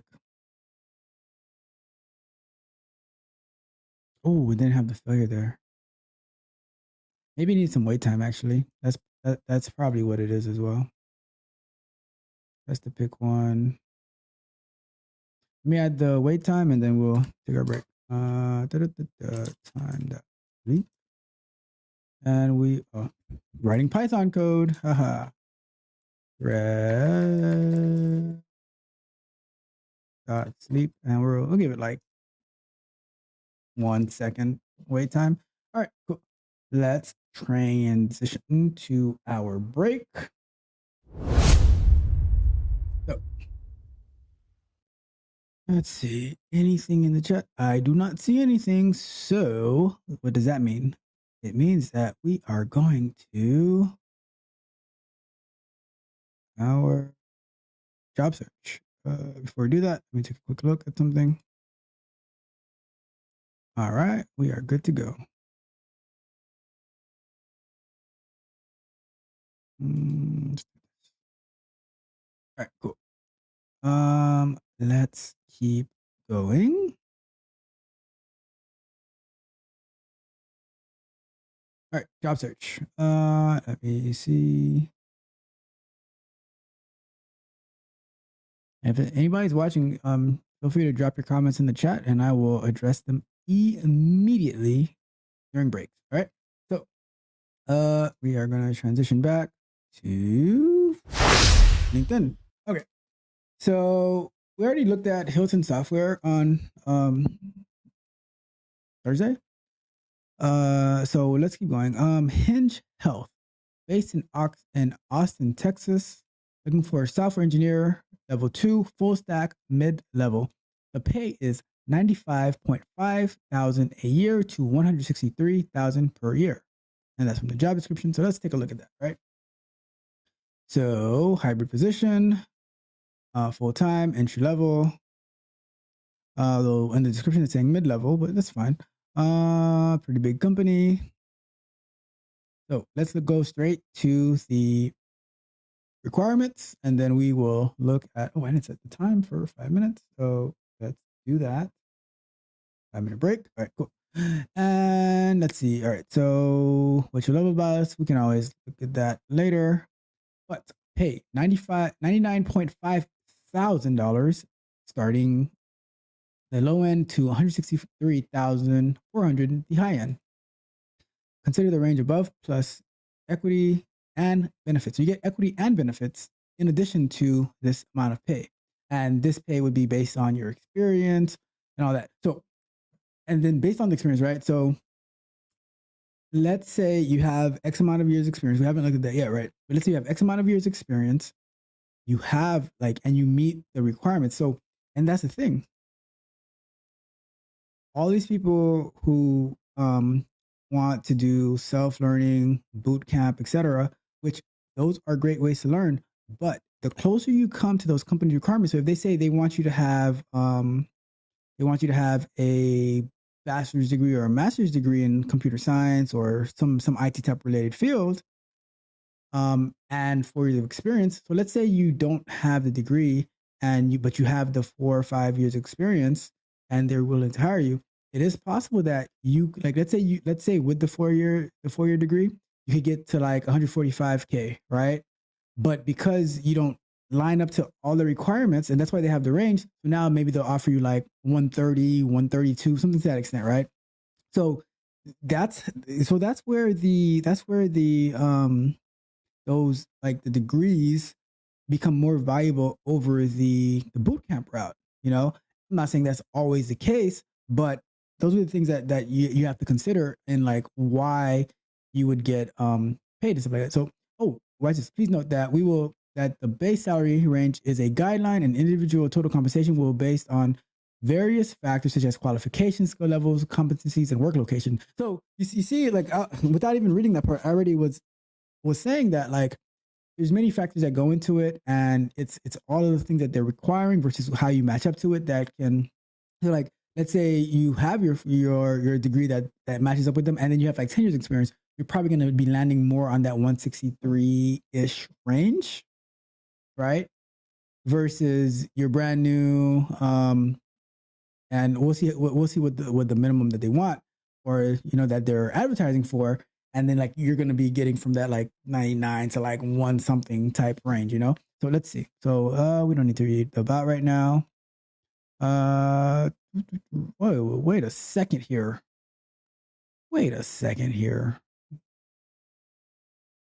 What you love about us. Okay, what we're looking for. Bachelor's degree in computer science or equivalent, technical degree or equivalent experience, delivery, consistent, on time, high quality delivery of fine grained work, domain expertise, fluency in React Native, Node.js, or other sophisticated JavaScript frameworks. Problem solving, track record of resourceful, iterative solutions, and deftly reversible decisions. Communication, clear, inclusive communication with both teammate and non-technical partners. Leadership, a track record of strong ownership, initiative, tenacity, integrity, and humility. So here's a trick, because I see a lot of questions about, how do I prepare for this interview? Right? The job posting already gives a big chunk of the interview answers, right? So what do I mean by that? When you're going into an interview, right, you need to be able to articulate, because they don't know you. They don't know you from Adam, right? So they say they're looking for, let's say, communication, right? Clear, inclusive communication with both teammates and non-technical partners, right? They don't know that, like, if you have that or not, but how are you going to articulate yourself that you have this? The leadership, a track record of strong ownership, initiative, tenacity, integrity, and humility. They've never seen your work before to know that you have that track record, but you need to be able to showcase in previous projects, previous teams, how you took ownership, the initiative that you did to push something through, the tenacity, the integrity, and the humility, like, and that comes from like how you articulate yourself, how you communicate in the work that you've done in the past, and that's what the interview is for. You have to go in there and sell yourself, right? And that's one of the advice I give on resumes. Stop listing your stuff as a task list of the things you did in your previous roles. List it as things that you have accomplished, right? Just giving you guys a gem right here, you know? Message. You need to list it as your accomplishments. You know, use numbers, use statistics. That thing Get a about move like, on, back to work, chop chop, let's go. Come on, get a move on. Back to work, back to work, back to work. the idea that your resume now has to be like 1 page, 2 at the most. My resume is like 5 pages long because I'm listing everything that I accomplished in the different roles that I've been in. And if you've been at a company for like 10 years and you've been in different roles, list out those different roles that you've been in, right? And say everything that you accomplished in those particular roles and how they led to the next role, right? That's very, very important because that's how you sell yourself to that's how you sell yourself on the resume. So the resume readers can pick it up. The recruiters can say, oh, okay, this person seems to match up. I'd like to talk to them. Same thing with LinkedIn. Like you have to sell yourself on LinkedIn. Stop putting your stuff as a task list. Okay. And then, so like you're showing like how you solve problems, like all that thing all of those you need to be able to articulate in your resume, list how you solve problems in your interviews, articulate the way that you solve the problems. Like you put the challenge why it was meaningful, what was the challenging parts about it, and the solutions that you were able to deliver to your stakeholders, right?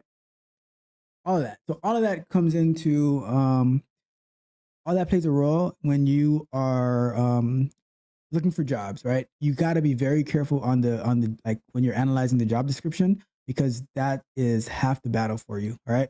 Here it doesn't say how many years of experience that they would have. I mean, pretty typical job.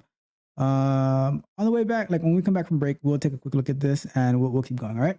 So that being said, I hope you found that helpful for all of those who are going into software engineering, like web development, all of that, where you can we can use like all of that, that insight to put yourself in the proper position to land that lucrative career, right?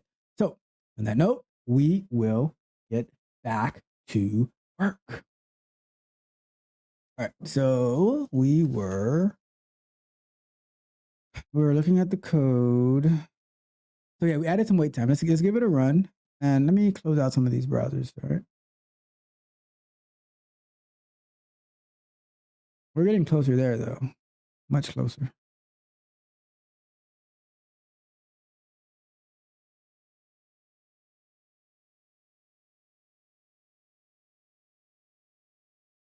All right, let's give it a run.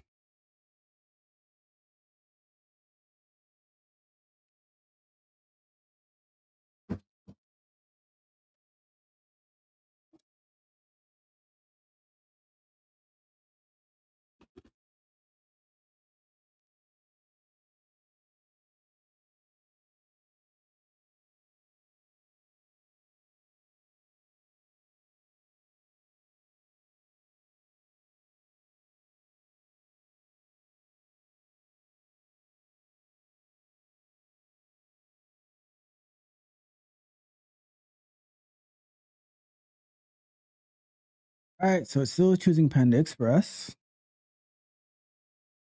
Let's see what happens here. There's the first one. I'm just gonna do the second one. You should do the second one.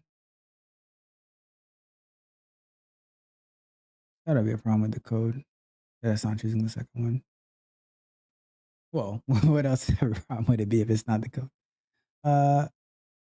Pick, choose two. Pick from. Oh, ew, this. Oh my goodness gracious! This one is so annoying. All right, if it's choose many, we're just gonna do. Okay, if it's choose many, we're just gonna do. Oh, okay.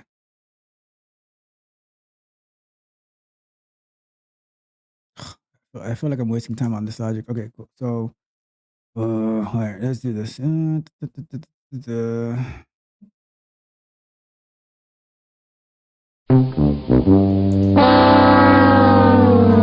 So what I'm gonna do, because then like you'd have to add logic. Okay, what is the number that is telling you to choose, and then parsing that out. And we do not have that type of time, so let's go here. We're working on this one.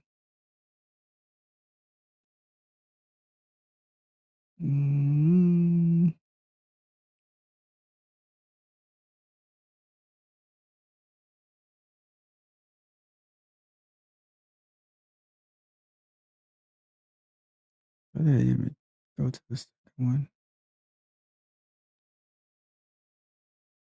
That one got clicked.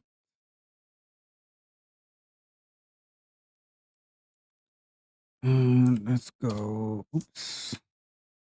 Let's do that, and let's do.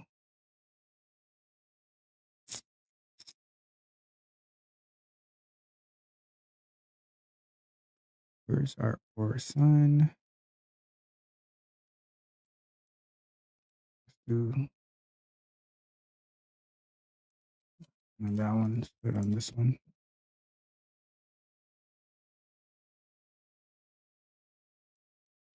Put it here, and put a 2 here. And I just look back over here. So this is 2. Then choose 3. So let me see if I go here and then I go here, here. Oh my God. All right, cool. Oh my goodness gracious. It's so ridiculous. How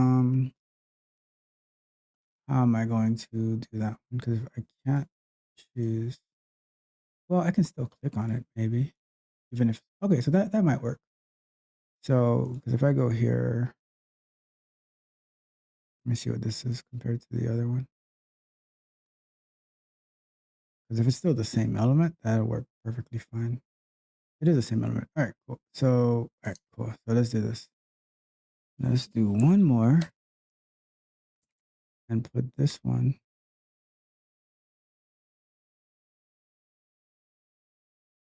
It's 3. Because it should just skip over it. All right, let's try that one more time. I think if like in a real environment, I would probably say, all right, take where it says choose count and then do another loop to choose the amount of times it says to do it. But that would take too long in this situation, and I do not want to get into that.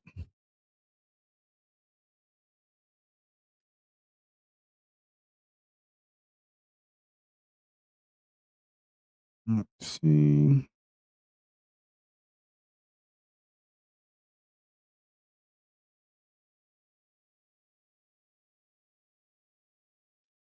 All right. Just had to choose Panda Express. I want to go out there and make things difficult. So let's see. 1. Let's see if it's going to choose the second one.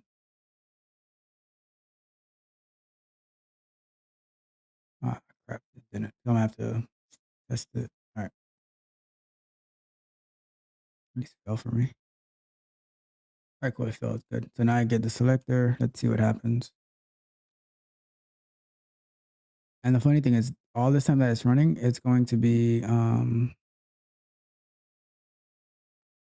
ReportPortal is updating.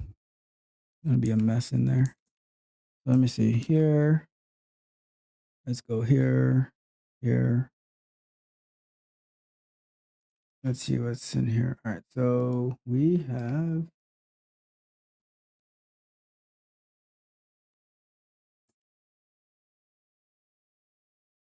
three. Why 3? Let me see. So why 3? Got the first one. Oh, wait a second. Oh, I see why. Okay. Oh, okay. So let's do it like this. I plus plus. Okay, so here we can just do I. Because okay, the reason that is happening because it's incrementing. So I increments here to 1, and then it's gonna put 1 in here. It's gonna put 1 in here, and then same thing over here.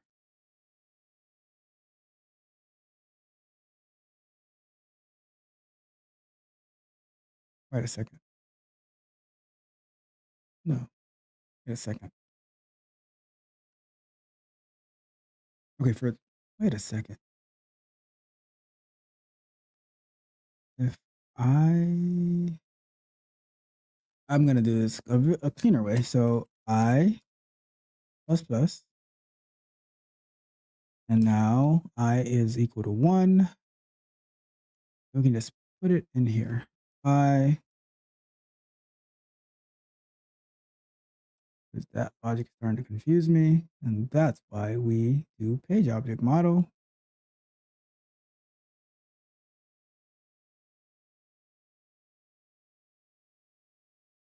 I.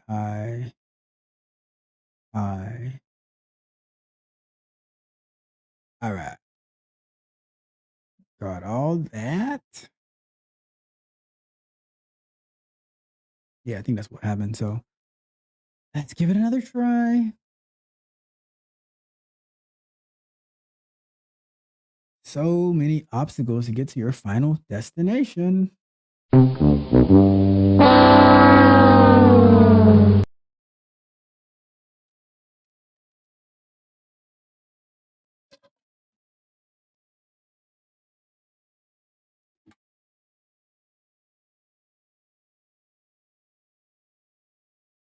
All right, let's see what happens now.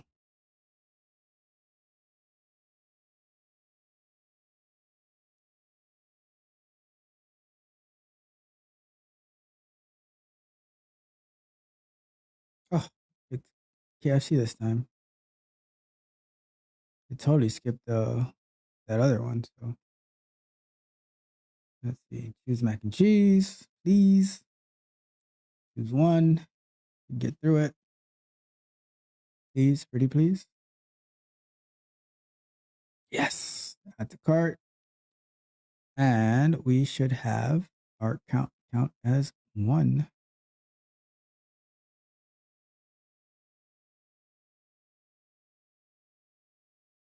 Click the button. Oh, come on. Give me a break here. What's going on now?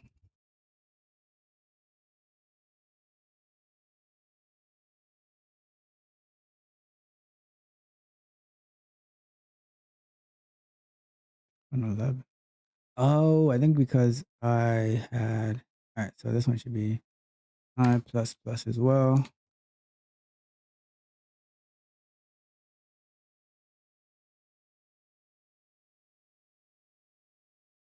How did it click on that one the first time?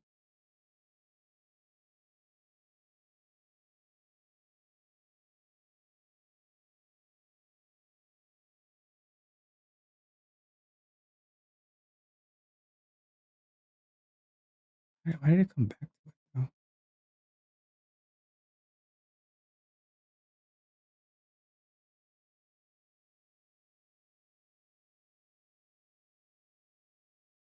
Let me do it like I did the other one. Let's do I plus plus.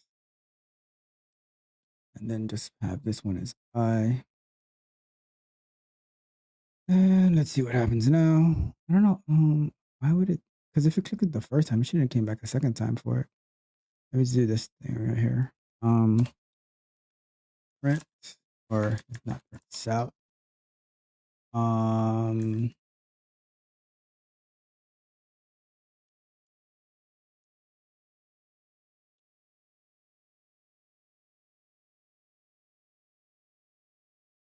right, cool. So that can tell us which round of the loop it's in. We add that for the first one as well. That way we have a little bit more detail. So I like to put these comments in there, and then I'll remove them after I get the information that I'm looking for, just to get a better understanding. Oh, wait a second, but is this, if I do this here, I wonder if I do this I plus plus here, if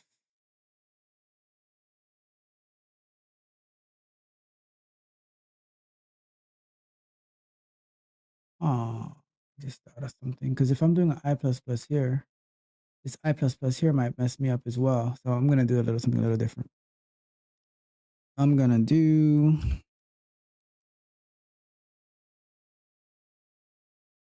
T equal I plus plus, and then I'll do count here, count here, count here. Let me try that.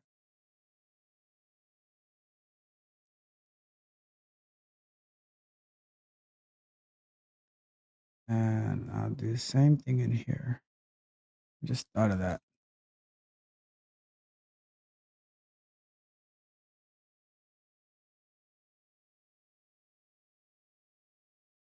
All right, let's see what happens.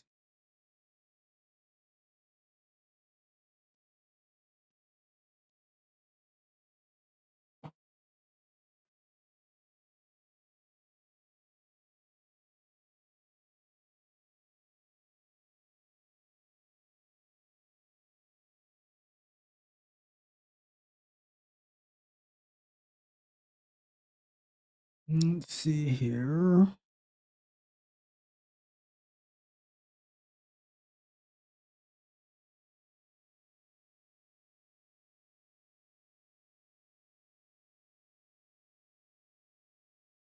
Let's see.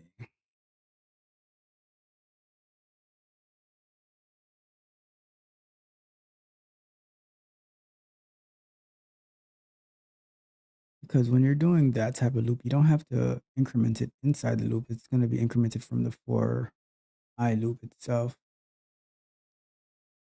if I remember correctly.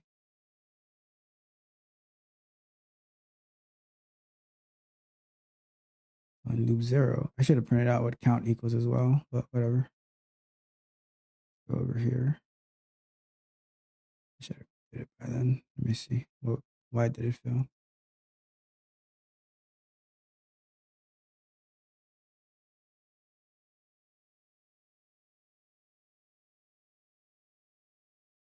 Why is he assigning it to 0?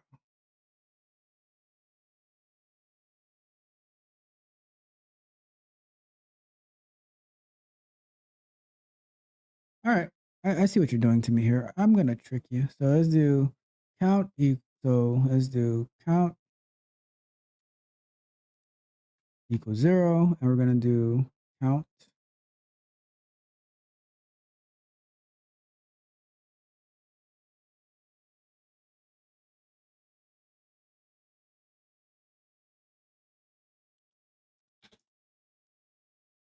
I don't want that in here. I want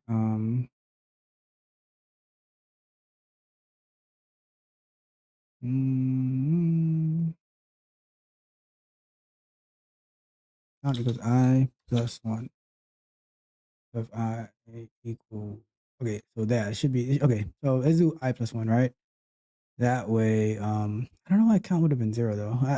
Maybe I'm not thinking about it well enough, but I'm going to do the same thing up here, just so count does not equal the same thing. I plus 1.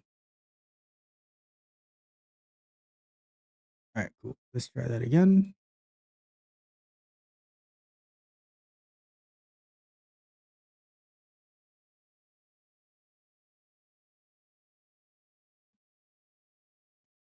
Is it running?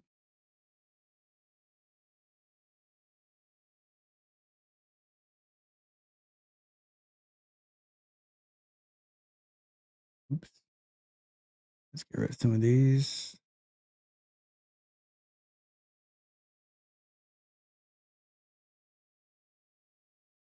All right.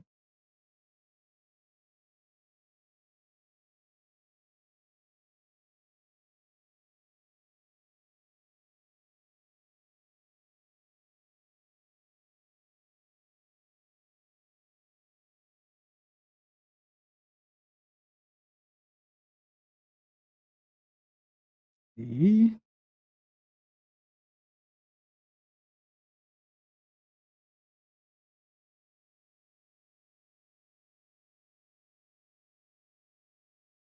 So mac and cheese. Let's see if it works this time.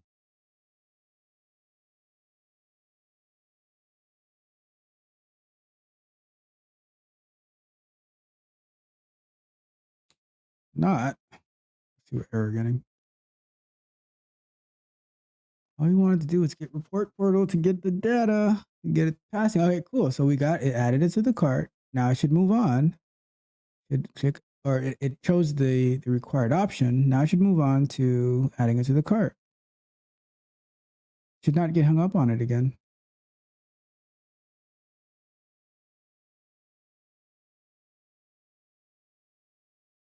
It's taking so long.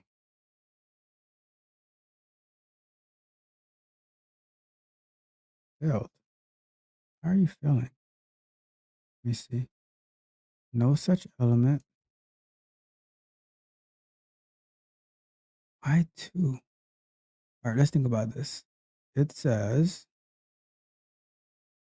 int for I is less than the amount of customization. 0. All right, let's look at this. Oops.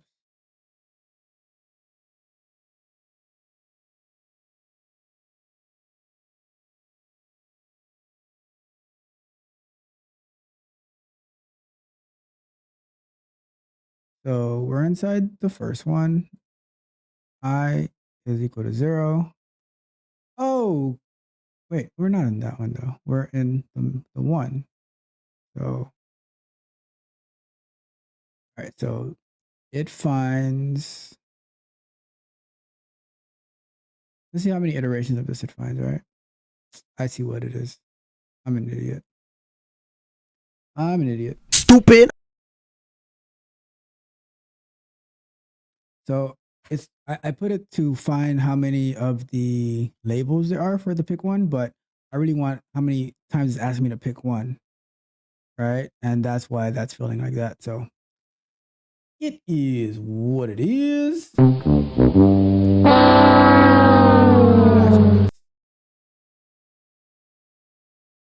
If it picks KFC again, make sure I got it right up there though. Lunch break! Lunch break!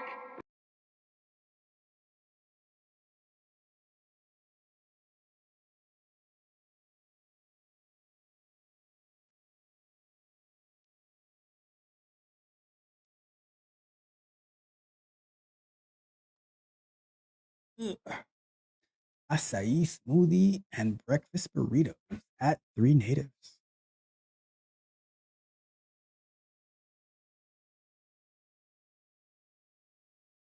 So I was going to choose the mac and cheese, and now I should be able to add the item to the cart, and then we can go into ReportPortal and see all of our failures.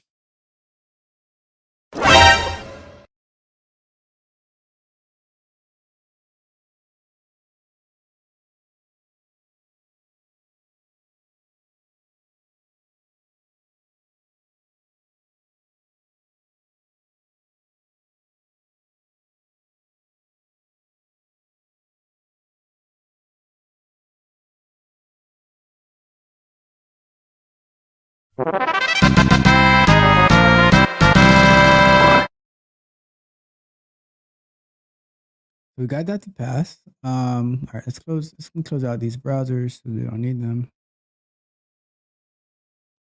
So now if we go and we look inside of ReportPortal, we should finally see our past tests.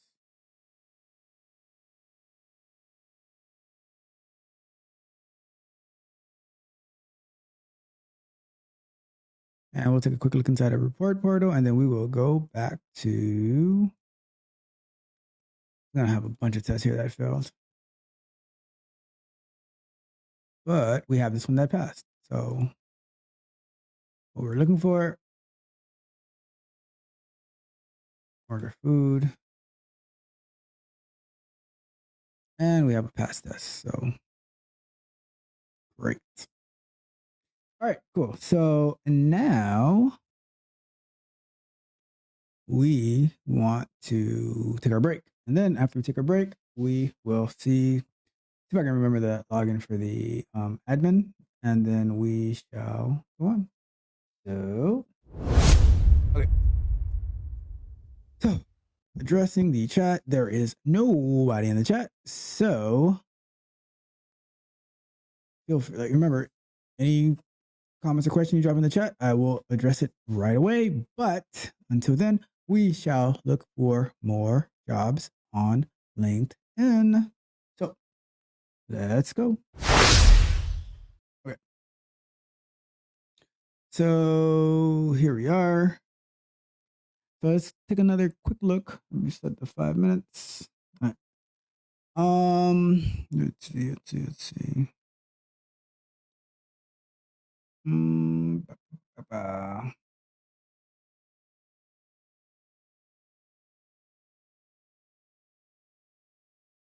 About the role, Hinge Health software engineers work on small interdisciplinary teams focused on different parts of the user journey. Full stack engineers contribute to their team's success by building and extending secure, scalable services and exposing clear, well-tested APIs that power beautiful client applications. In addition to contributing to valuable new features, software engineers pay down tech debt, spike on novel solutions, and share responsibility for health life site operations. We enjoy continuous development DevOps culture and take owner-operated pride in supporting our code in production with an on-call rotation. Rotation teams vary by team. So, and what does that mean, right? It means that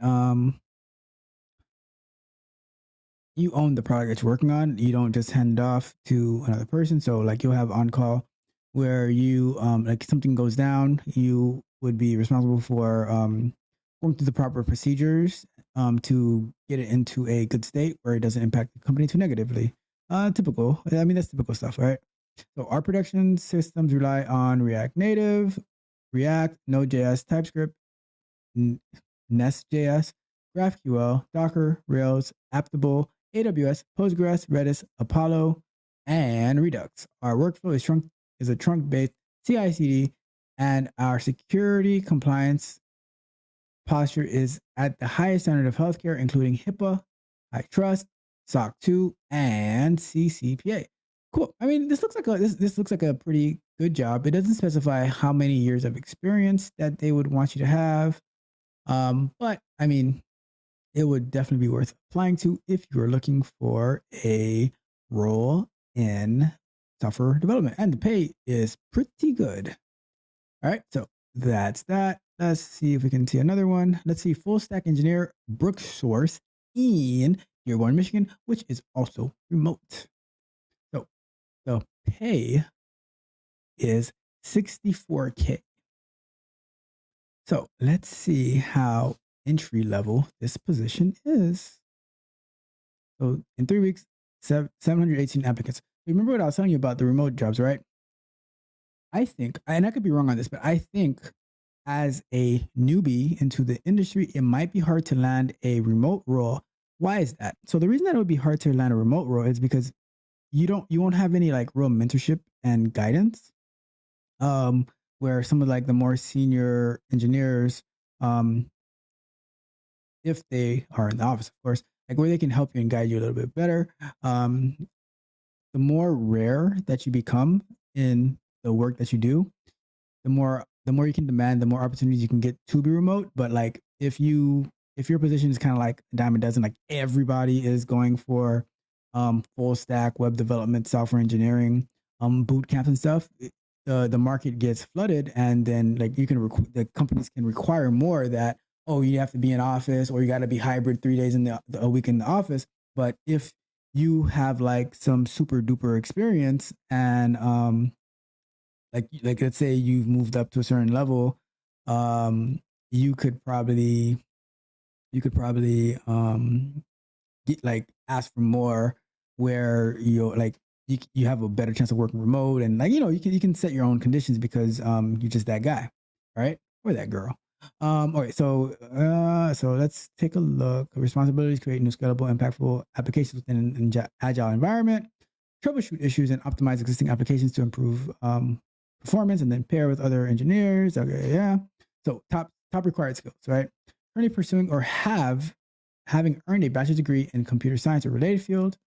So currently pursuing. So okay, so it sounds like the experience level for this position is pretty low. And object-oriented programming knowledge, ideally Java, familiarity with API development, understanding of design thinking mentality, familiarity with agile practices, paired programming, familiarity with front-end languages, JavaScript. Okay, cool. So we have a comment in the chat. Let's see what it says. Let's go back to our full screen. Okay.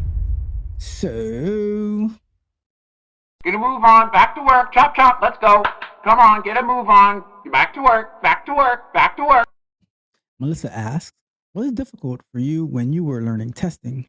What was the most difficult thing to understand? It was a learning curve because before I got into testing, I was doing web development, and a lot of times for developers, whatever type of developer you are, you see things with the mindset of I built it to work.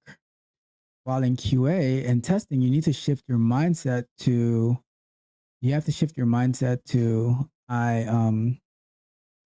need to look for the ways that it does not work. All right. So it's not that it's like difficult. You just have to work on a mindset shift, and learning the fundamentals of what the things to look for, the different protocols and everything like that. It's not necessarily that it was difficult, like QA in itself is not necessarily difficult. Like testing itself is not necessarily difficult. Now, when it comes to the automated testing part of it, um, if you have a good understanding of like coding logic and like of, well, not even coding logic. If you have a good understanding of logic, you will and critical thinking skills, coding in general will come pretty easy to you as you get more familiar with it, and then you can all be able to transition it to other languages as well, and other like the more you work out your logic, the easier things come to you because you're able to think of them, think through them faster, and able to navigate and pivot a lot easier.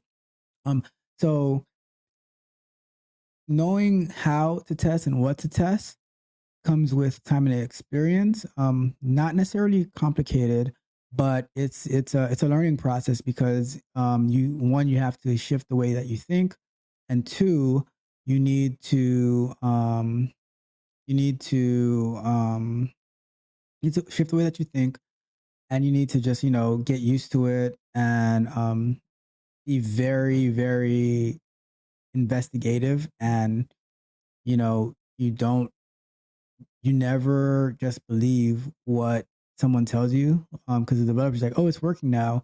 But you always have to go and double check. The saying, trust, but trust, but verify, right? And in testing, our job is to validate and verify that things are working as expected.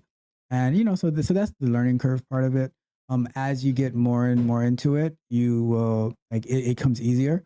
And I think one of like the biggest, like the most successful developers are the ones who come in with it with a testing mindset. So like I would say testers, like QA engineers and stuff, like if they end up transitioning to becoming software engineers or web developers and stuff like that, the quality of work that they do, it will be very meticulous. It might take them longer because they are like triple checking and being very meticulous in the way that they produce their work, but in the long term it will have wider, like it'll have longer lasting value and implications. So like it might take long in the beginning, but you're gonna have more solid work towards like in the long run. All right. So that's how I'd answer that one. And yeah, like the most difficult thing, that mindset shift. I think that's always the most difficult thing for people in general is shifting your mindset to see things in a different way, in a different light that can greatly benefit your future. I think that's like the problem that most people have is their mindset is they have a wrong mindset, and they can't they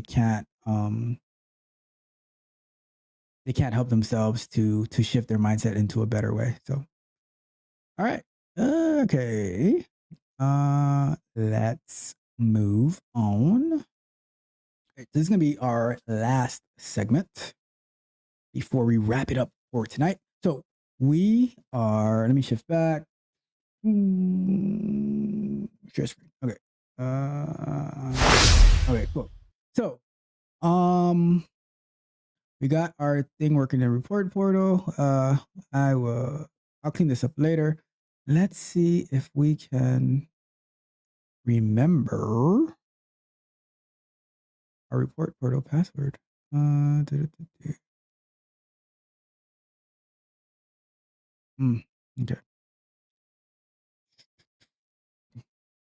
Thought I had written it down, but I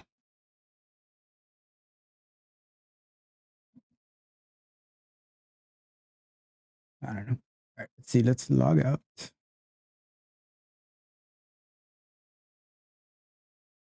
Log back in. Ooh, what is it? No.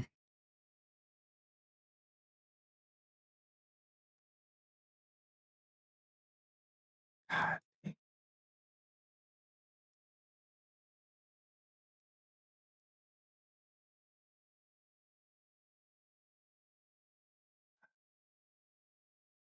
Oh.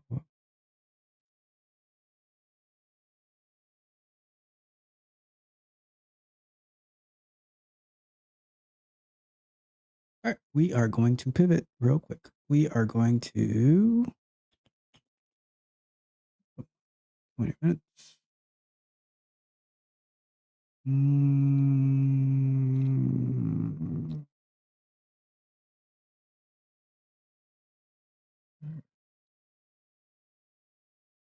Let me see. Let me see.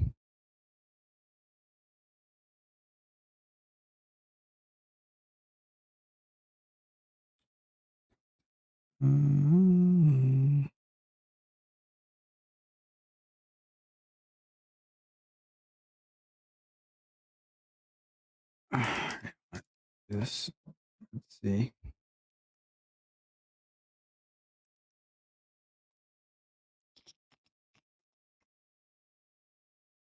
Nope.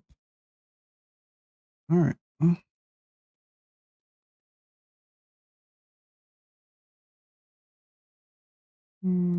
let's see if I do a 5 on it. Got it. Okay, cool.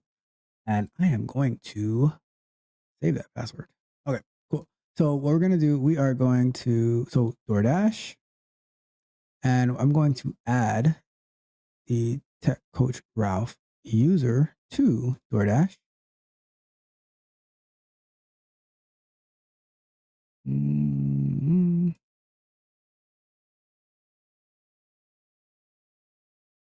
Project members. This is DoorDash, and we're going to add Tech Coach Ralph. Here. Let's see. Permission map. Invite user. That's not how I want to do it though. Well, maybe I can. Let me see. DoorDash. Project settings. Well, let's do it that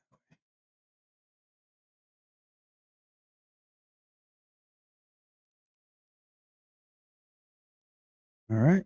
So let's do that. Invite. And so let's log out. And go back into Tech Coach Ralph. And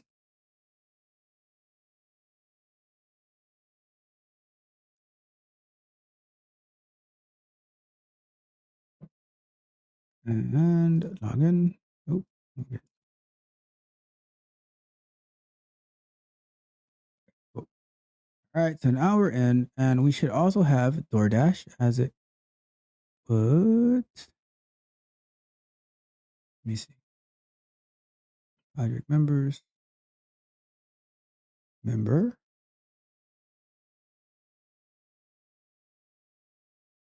Where's my DoorDash? Okay, there goes DoorDash. Okay, I was going crazy for a second there. All right, so now we are going to go to here, profile. Now we're going to do the one for, it should be for DoorDash, right? Yes, it's for DoorDash. But we don't have DoorDash in Java, right? So let's open up our Python.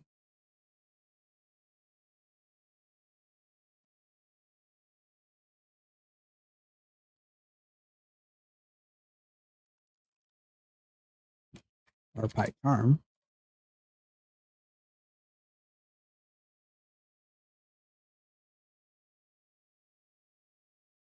And this does not have the code that we need for, like, it doesn't have the configuration examples for Python. So we need to go and find that.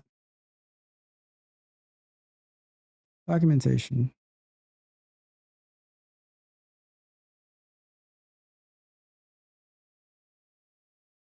RP configuration.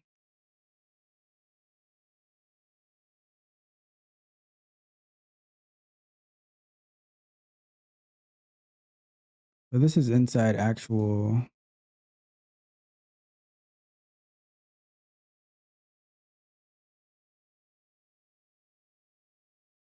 Integration via plugin.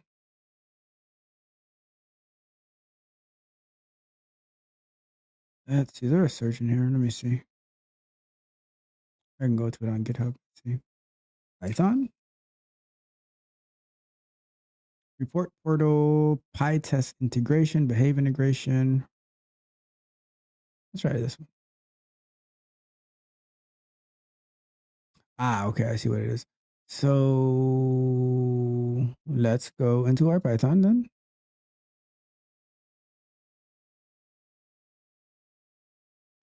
And we are going to go to, I think this is the DoorDash. Let me see.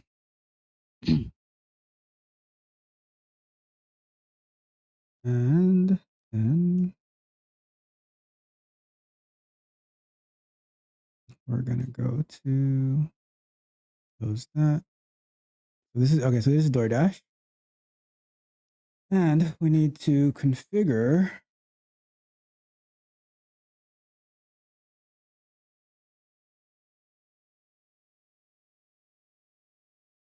all right, so let's look for this. Not Python console. We need our Python packages. And let's look for report portal. So we have report portal client, report portal manager, behave, nodes, PyTest, robot. Let's just look at for report portal client and see what it says.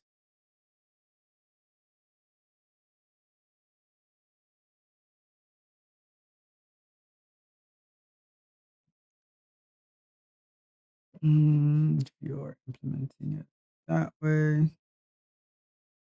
So maybe we can throw on PyTest in this project.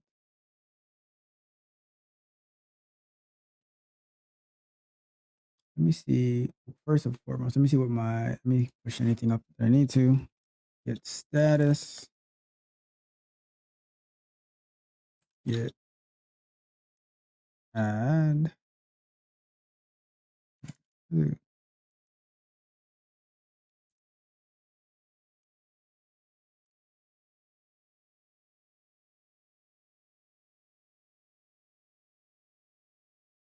That's interesting. That just got creative, but okay.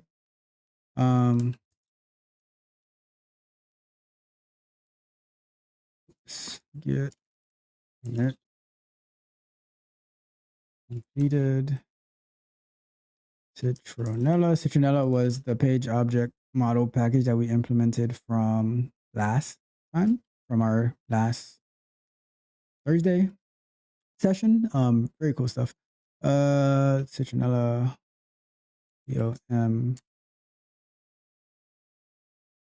live stream. Right, let me push that up.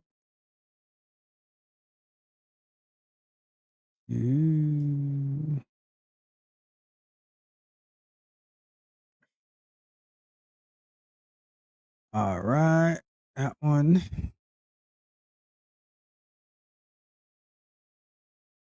Okay, and now I can add report portal to this one. It's no big deal. So let's do. I'll do the PyTest one. Pretty good framework, and it'll be easier to tag onto this. So report portal. Where's the PyTest?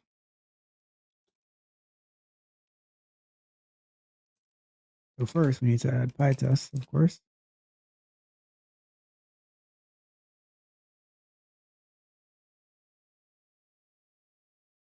And then report portal dash PyTest. Where is the PyTest one? Let me see. Behave.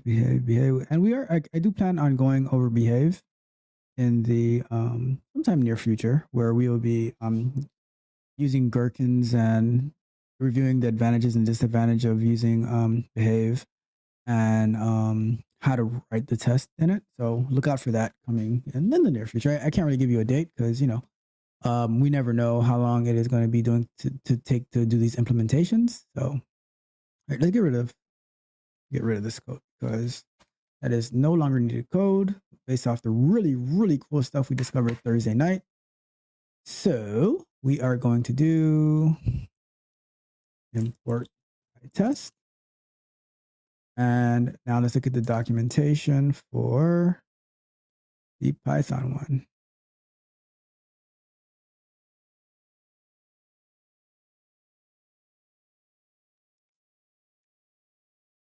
Let's look for the PyTest integration. Installation guide, let's do that. So we're gonna do, so we did that, and then we do prepare the PyTest ini in the root directory of test or specify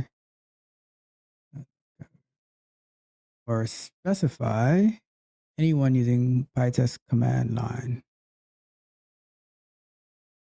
The PyTest ini should have mandatory. All right, cool. So we are going to do this. So have those installed. And we're going to do, so create a PyTest ini file.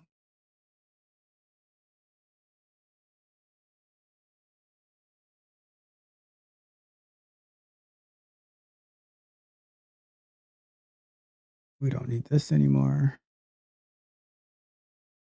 So in the root directory of the test, let me see, where is this?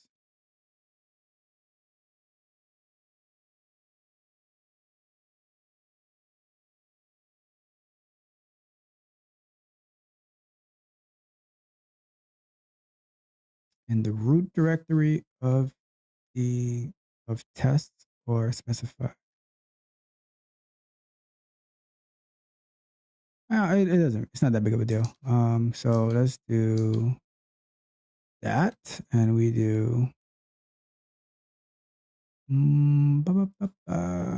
so let's create a file new, because we can always move it. We need to, so add that, and then let's install the ini plugin.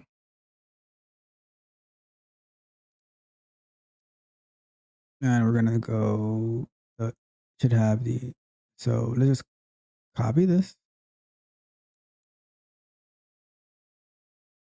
And this is like pretty much the same exact thing from the Java one. So we go in here and we go here. And now we're gonna go, let's move this, let's close this right here. Go here. ReportPortal. Let's go here. And we can just copy this information.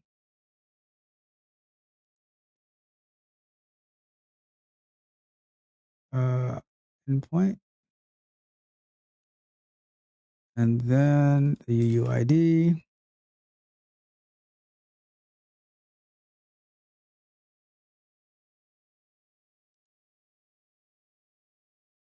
We possibly could have just copied the whole thing, but whatever. And then we're going to use RP launch. And then we're going to say project DoorDash.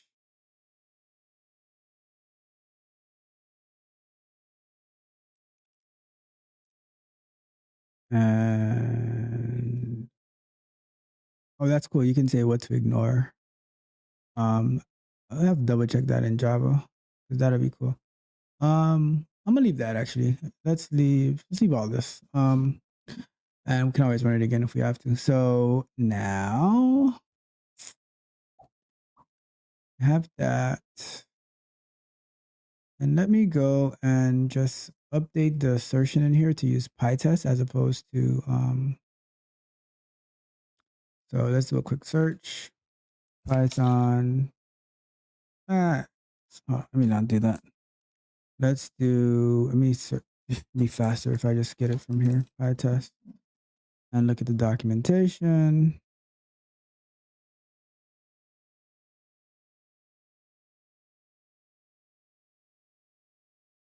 Import PyTest, and then it's not PyTest, is it? Oops. What the heck did I just do?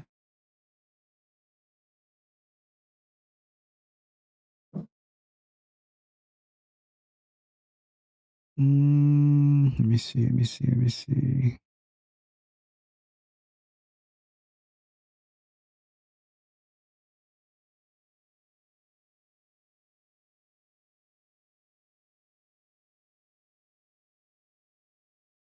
Mhm.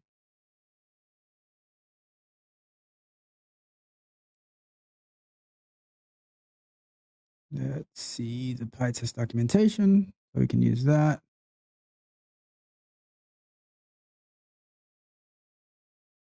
All right. So execute via PyTest. All right. I thought there was particular assertions with PyTest, but okay.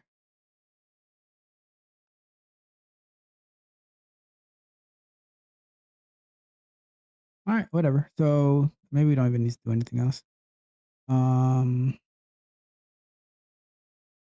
We have our assertion.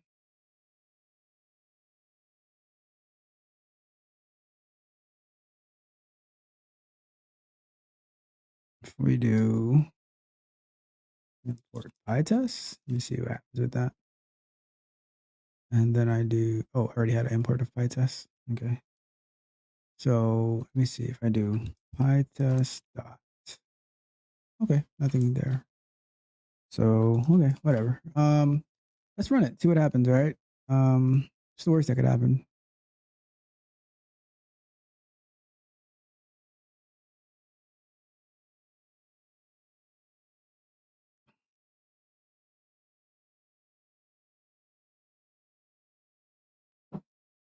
Opening DoorDash. Going to search for an address.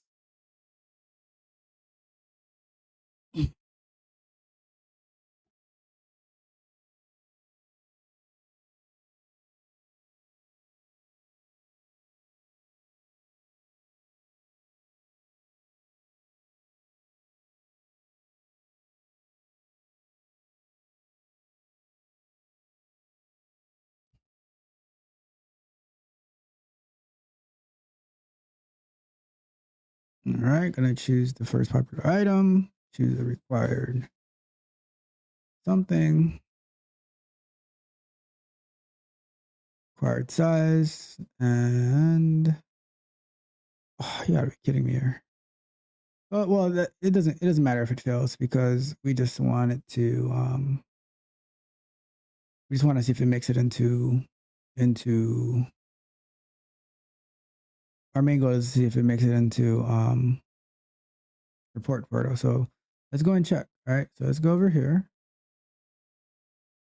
and launches. No launches. Look at that. Something didn't go through. So maybe this file right here is not in the proper location, or maybe because I didn't launch it with PyTest. Let me see. Let's see what happened. So I'm gonna try a couple of configuration things, right?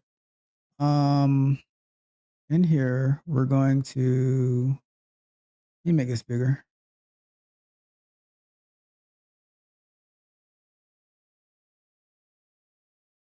Because I don't want to have to. I mean, I could, but I just don't want to have to.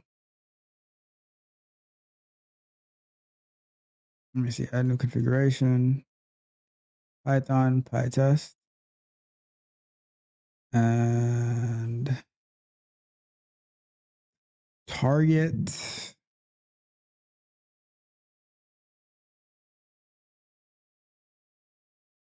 And we want to go to test. Open. I think that should do it. Okay. Let's see what happens with that. Now it's running it through PyTest. And we know it's going to happen already, but you know, it's all good.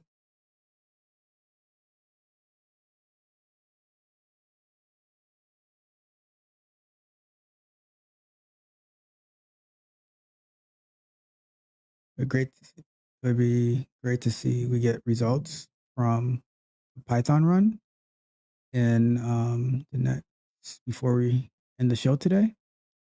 And then something that I also do, because like I said, we're doing the codecept.io on this coming Thursday.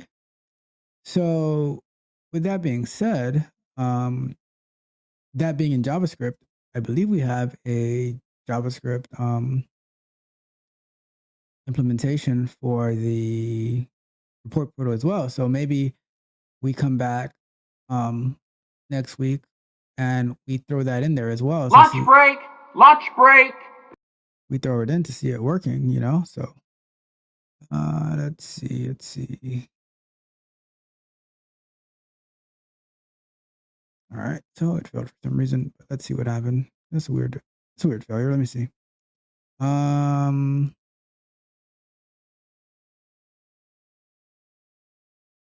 happened with the click. Okay, whatever. That doesn't matter. Let's see if it shows up in here. Still no results.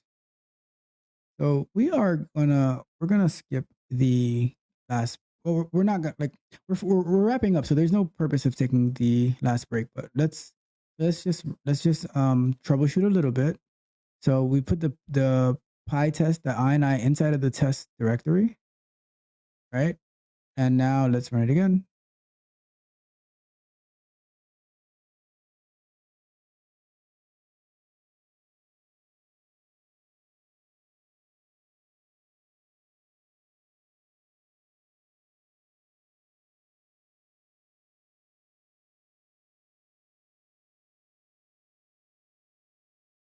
Let's see here.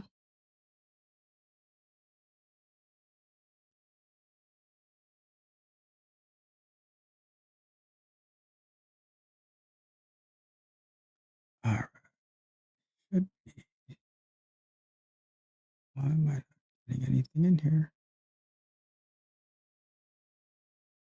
Let me see if am I doing something wrong? So the can be set with an environment variable or override. Okay. Launch name, code. These are optional.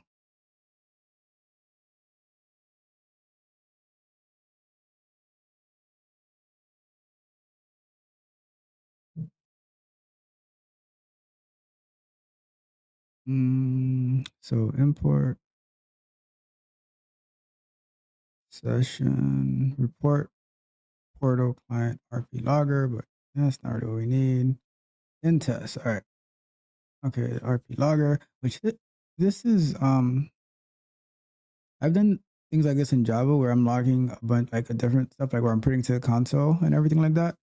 And I'm putting to the logger, and so it can log to multiple different spots. So maybe that's something that I can visit in the future. But let's see. Can pass doc strings. Just trying to find out why it's not running. So let me see. Do they have an example in the code base? Where is the code base? Ucode. So examples.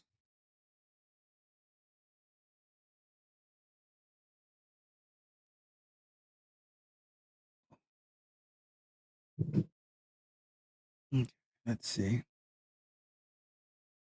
I don't see no example in here.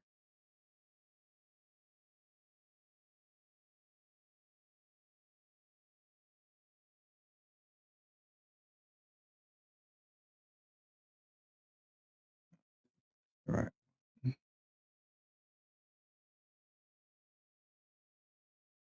Let's see that.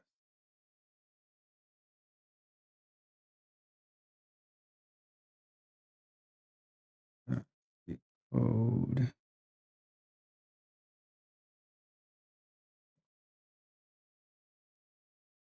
Let's see.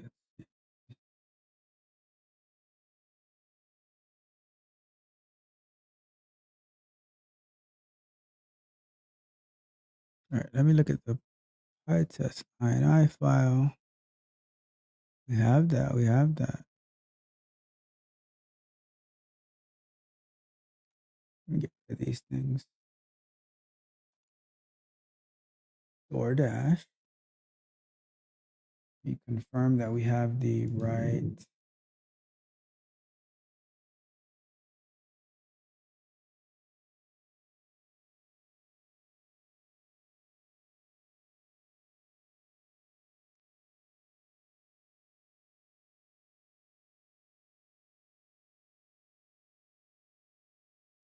see. 147 dash. Launch name is correct. But why isn't it picking it up then? Let me see.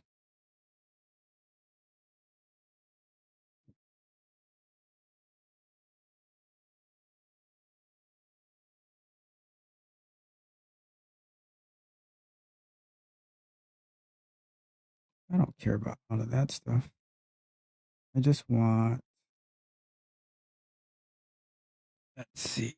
Why is PyCharm not working to execute it? PyTest. Right, do some quick research.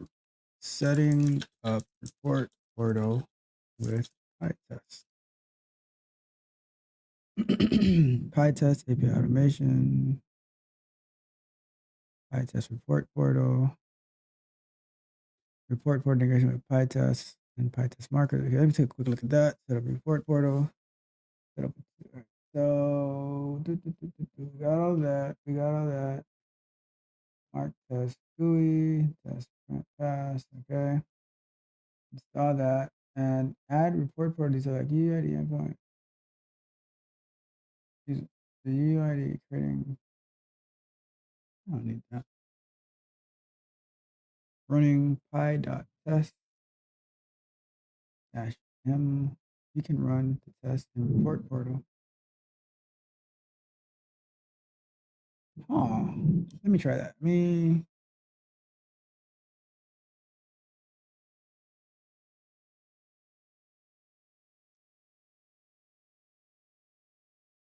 me try it through the command line then.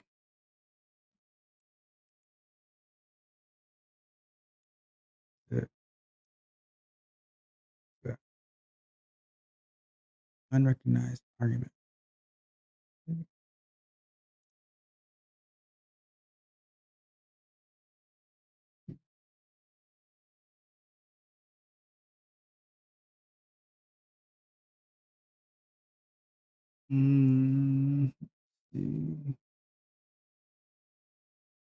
You can run tests and report portal using any marker specified below. Let me see. Let me see if I use test what happens. No test run. We must need some. All right, we need some type of thing then. All right, so. All right, let's do PyTest in general. Get started. Install PyTest, Grass. Get started. Right. So we have PyTest, install PyTest, and then the test, PyTest. So if we just do PyTest, see what happens if I do this. So unrecognized argument. I don't see why. No test run. No test run.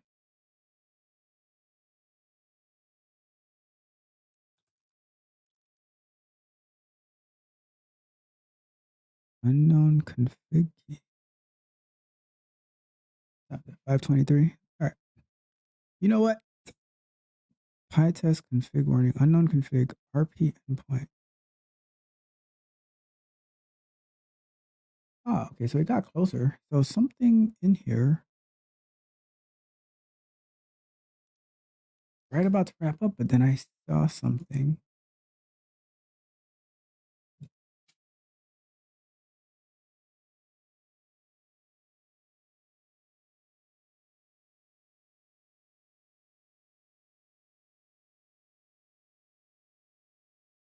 I thought I had that already. I already did that. Okay. Example is a default way to suggest integrating. Okay, we got that. Yeah. Okay, we got that. Okay.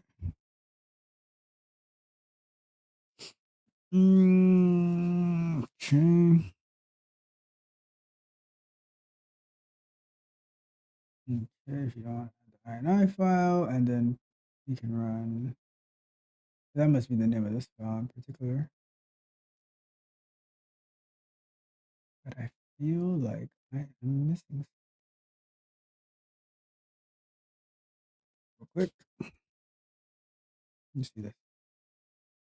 I test report portal. Okay, so we go here, install this, and then prepare the config file using pytest command line. pytest.c. Okay, we don't want to do that.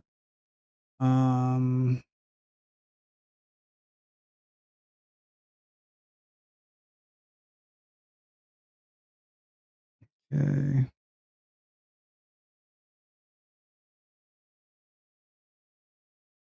Run with report portal. You must provide the report portal. But it's saying that. Let me try to install this again then. Because maybe because it's installed with pip install. Maybe because it's installed in IntelliJ, it's not.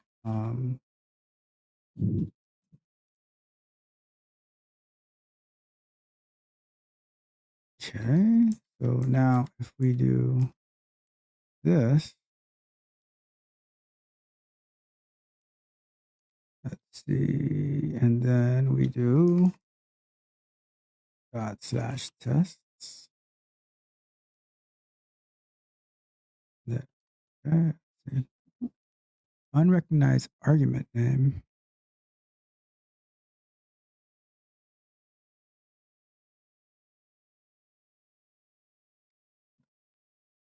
Unrecognized argument name.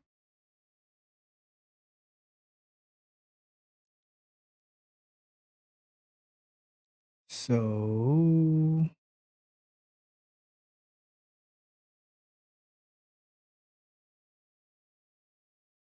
yeah, that's what I said. I already have. Already satisfied.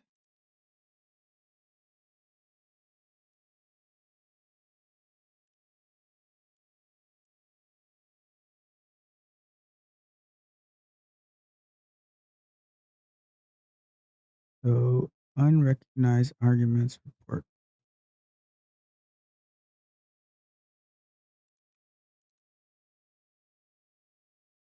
So let's search for that error. I'm getting pytest error unrecognized arguments.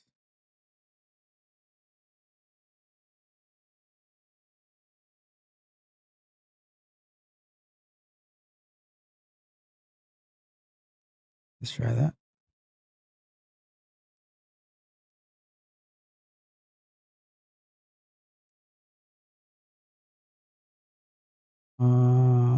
Let's see.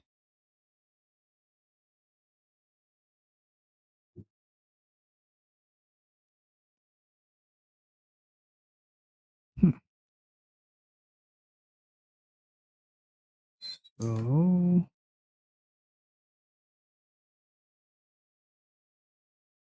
all right. We are going to wrap it up tonight. We are stopping on the PyCharm part. I'm going to put a comment in here saying stopping where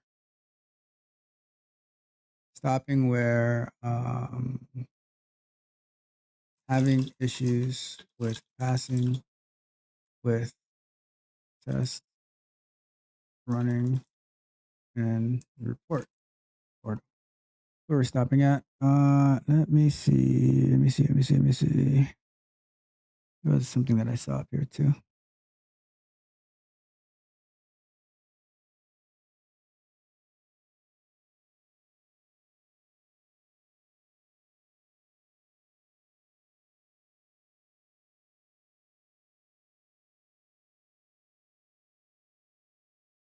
Well, it is what it is. So we are going to transition back to our full screen. All right, we are wrapping it up for today. We got pretty far. We got our Java working nicely. We got it coming into Report Portal. We did the configuration that we needed for Python, and we added the code for our Report Portal to send the information over. But unfortunately, that is not happening at the moment. But have no fear, we will get it. All right. So let me close this down, and we will read any last messages before we wrap it up. And our bestie says, thanks for your answers, Tech Coach Ralph. It is my pleasure, and I appreciate you for being here, because without you, there would be no show. I'd just be talking to myself. And so every one of you who watched this live or on playback, who sat with us for 3 hours and 15 minutes, truly appreciate you.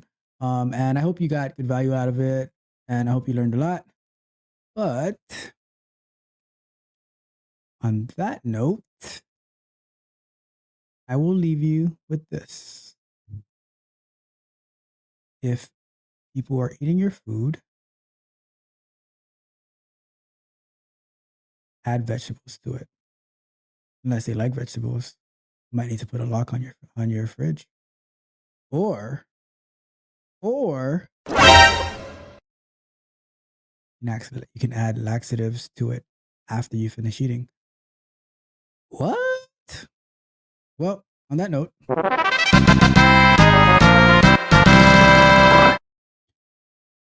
on your way out, my dear friends, I have my social medias at the bottom. Feel free to give me a follow, subscribe to the channel, like the video, leave me a comment. You can send me an email, Ralph@techcoachingwithralph. Subscribe to the channel and hit the notification so you can get all the videos that we are releasing on a daily basis. I always have something for you guys. But until next time, my friends.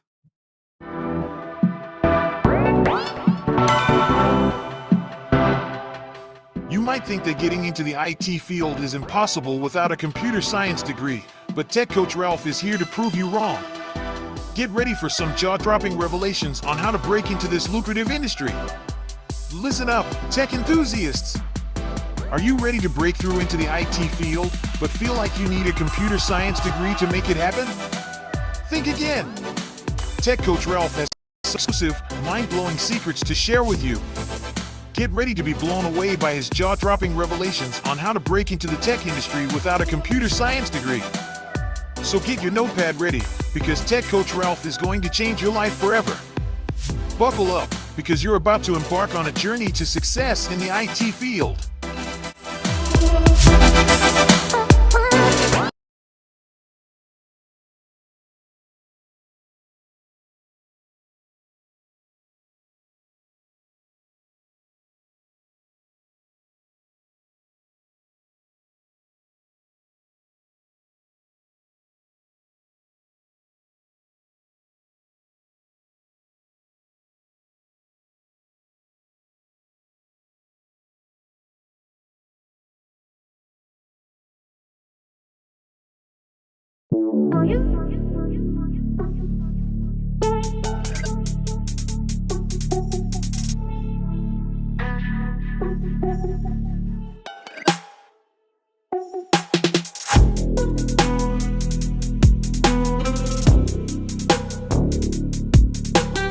we the best.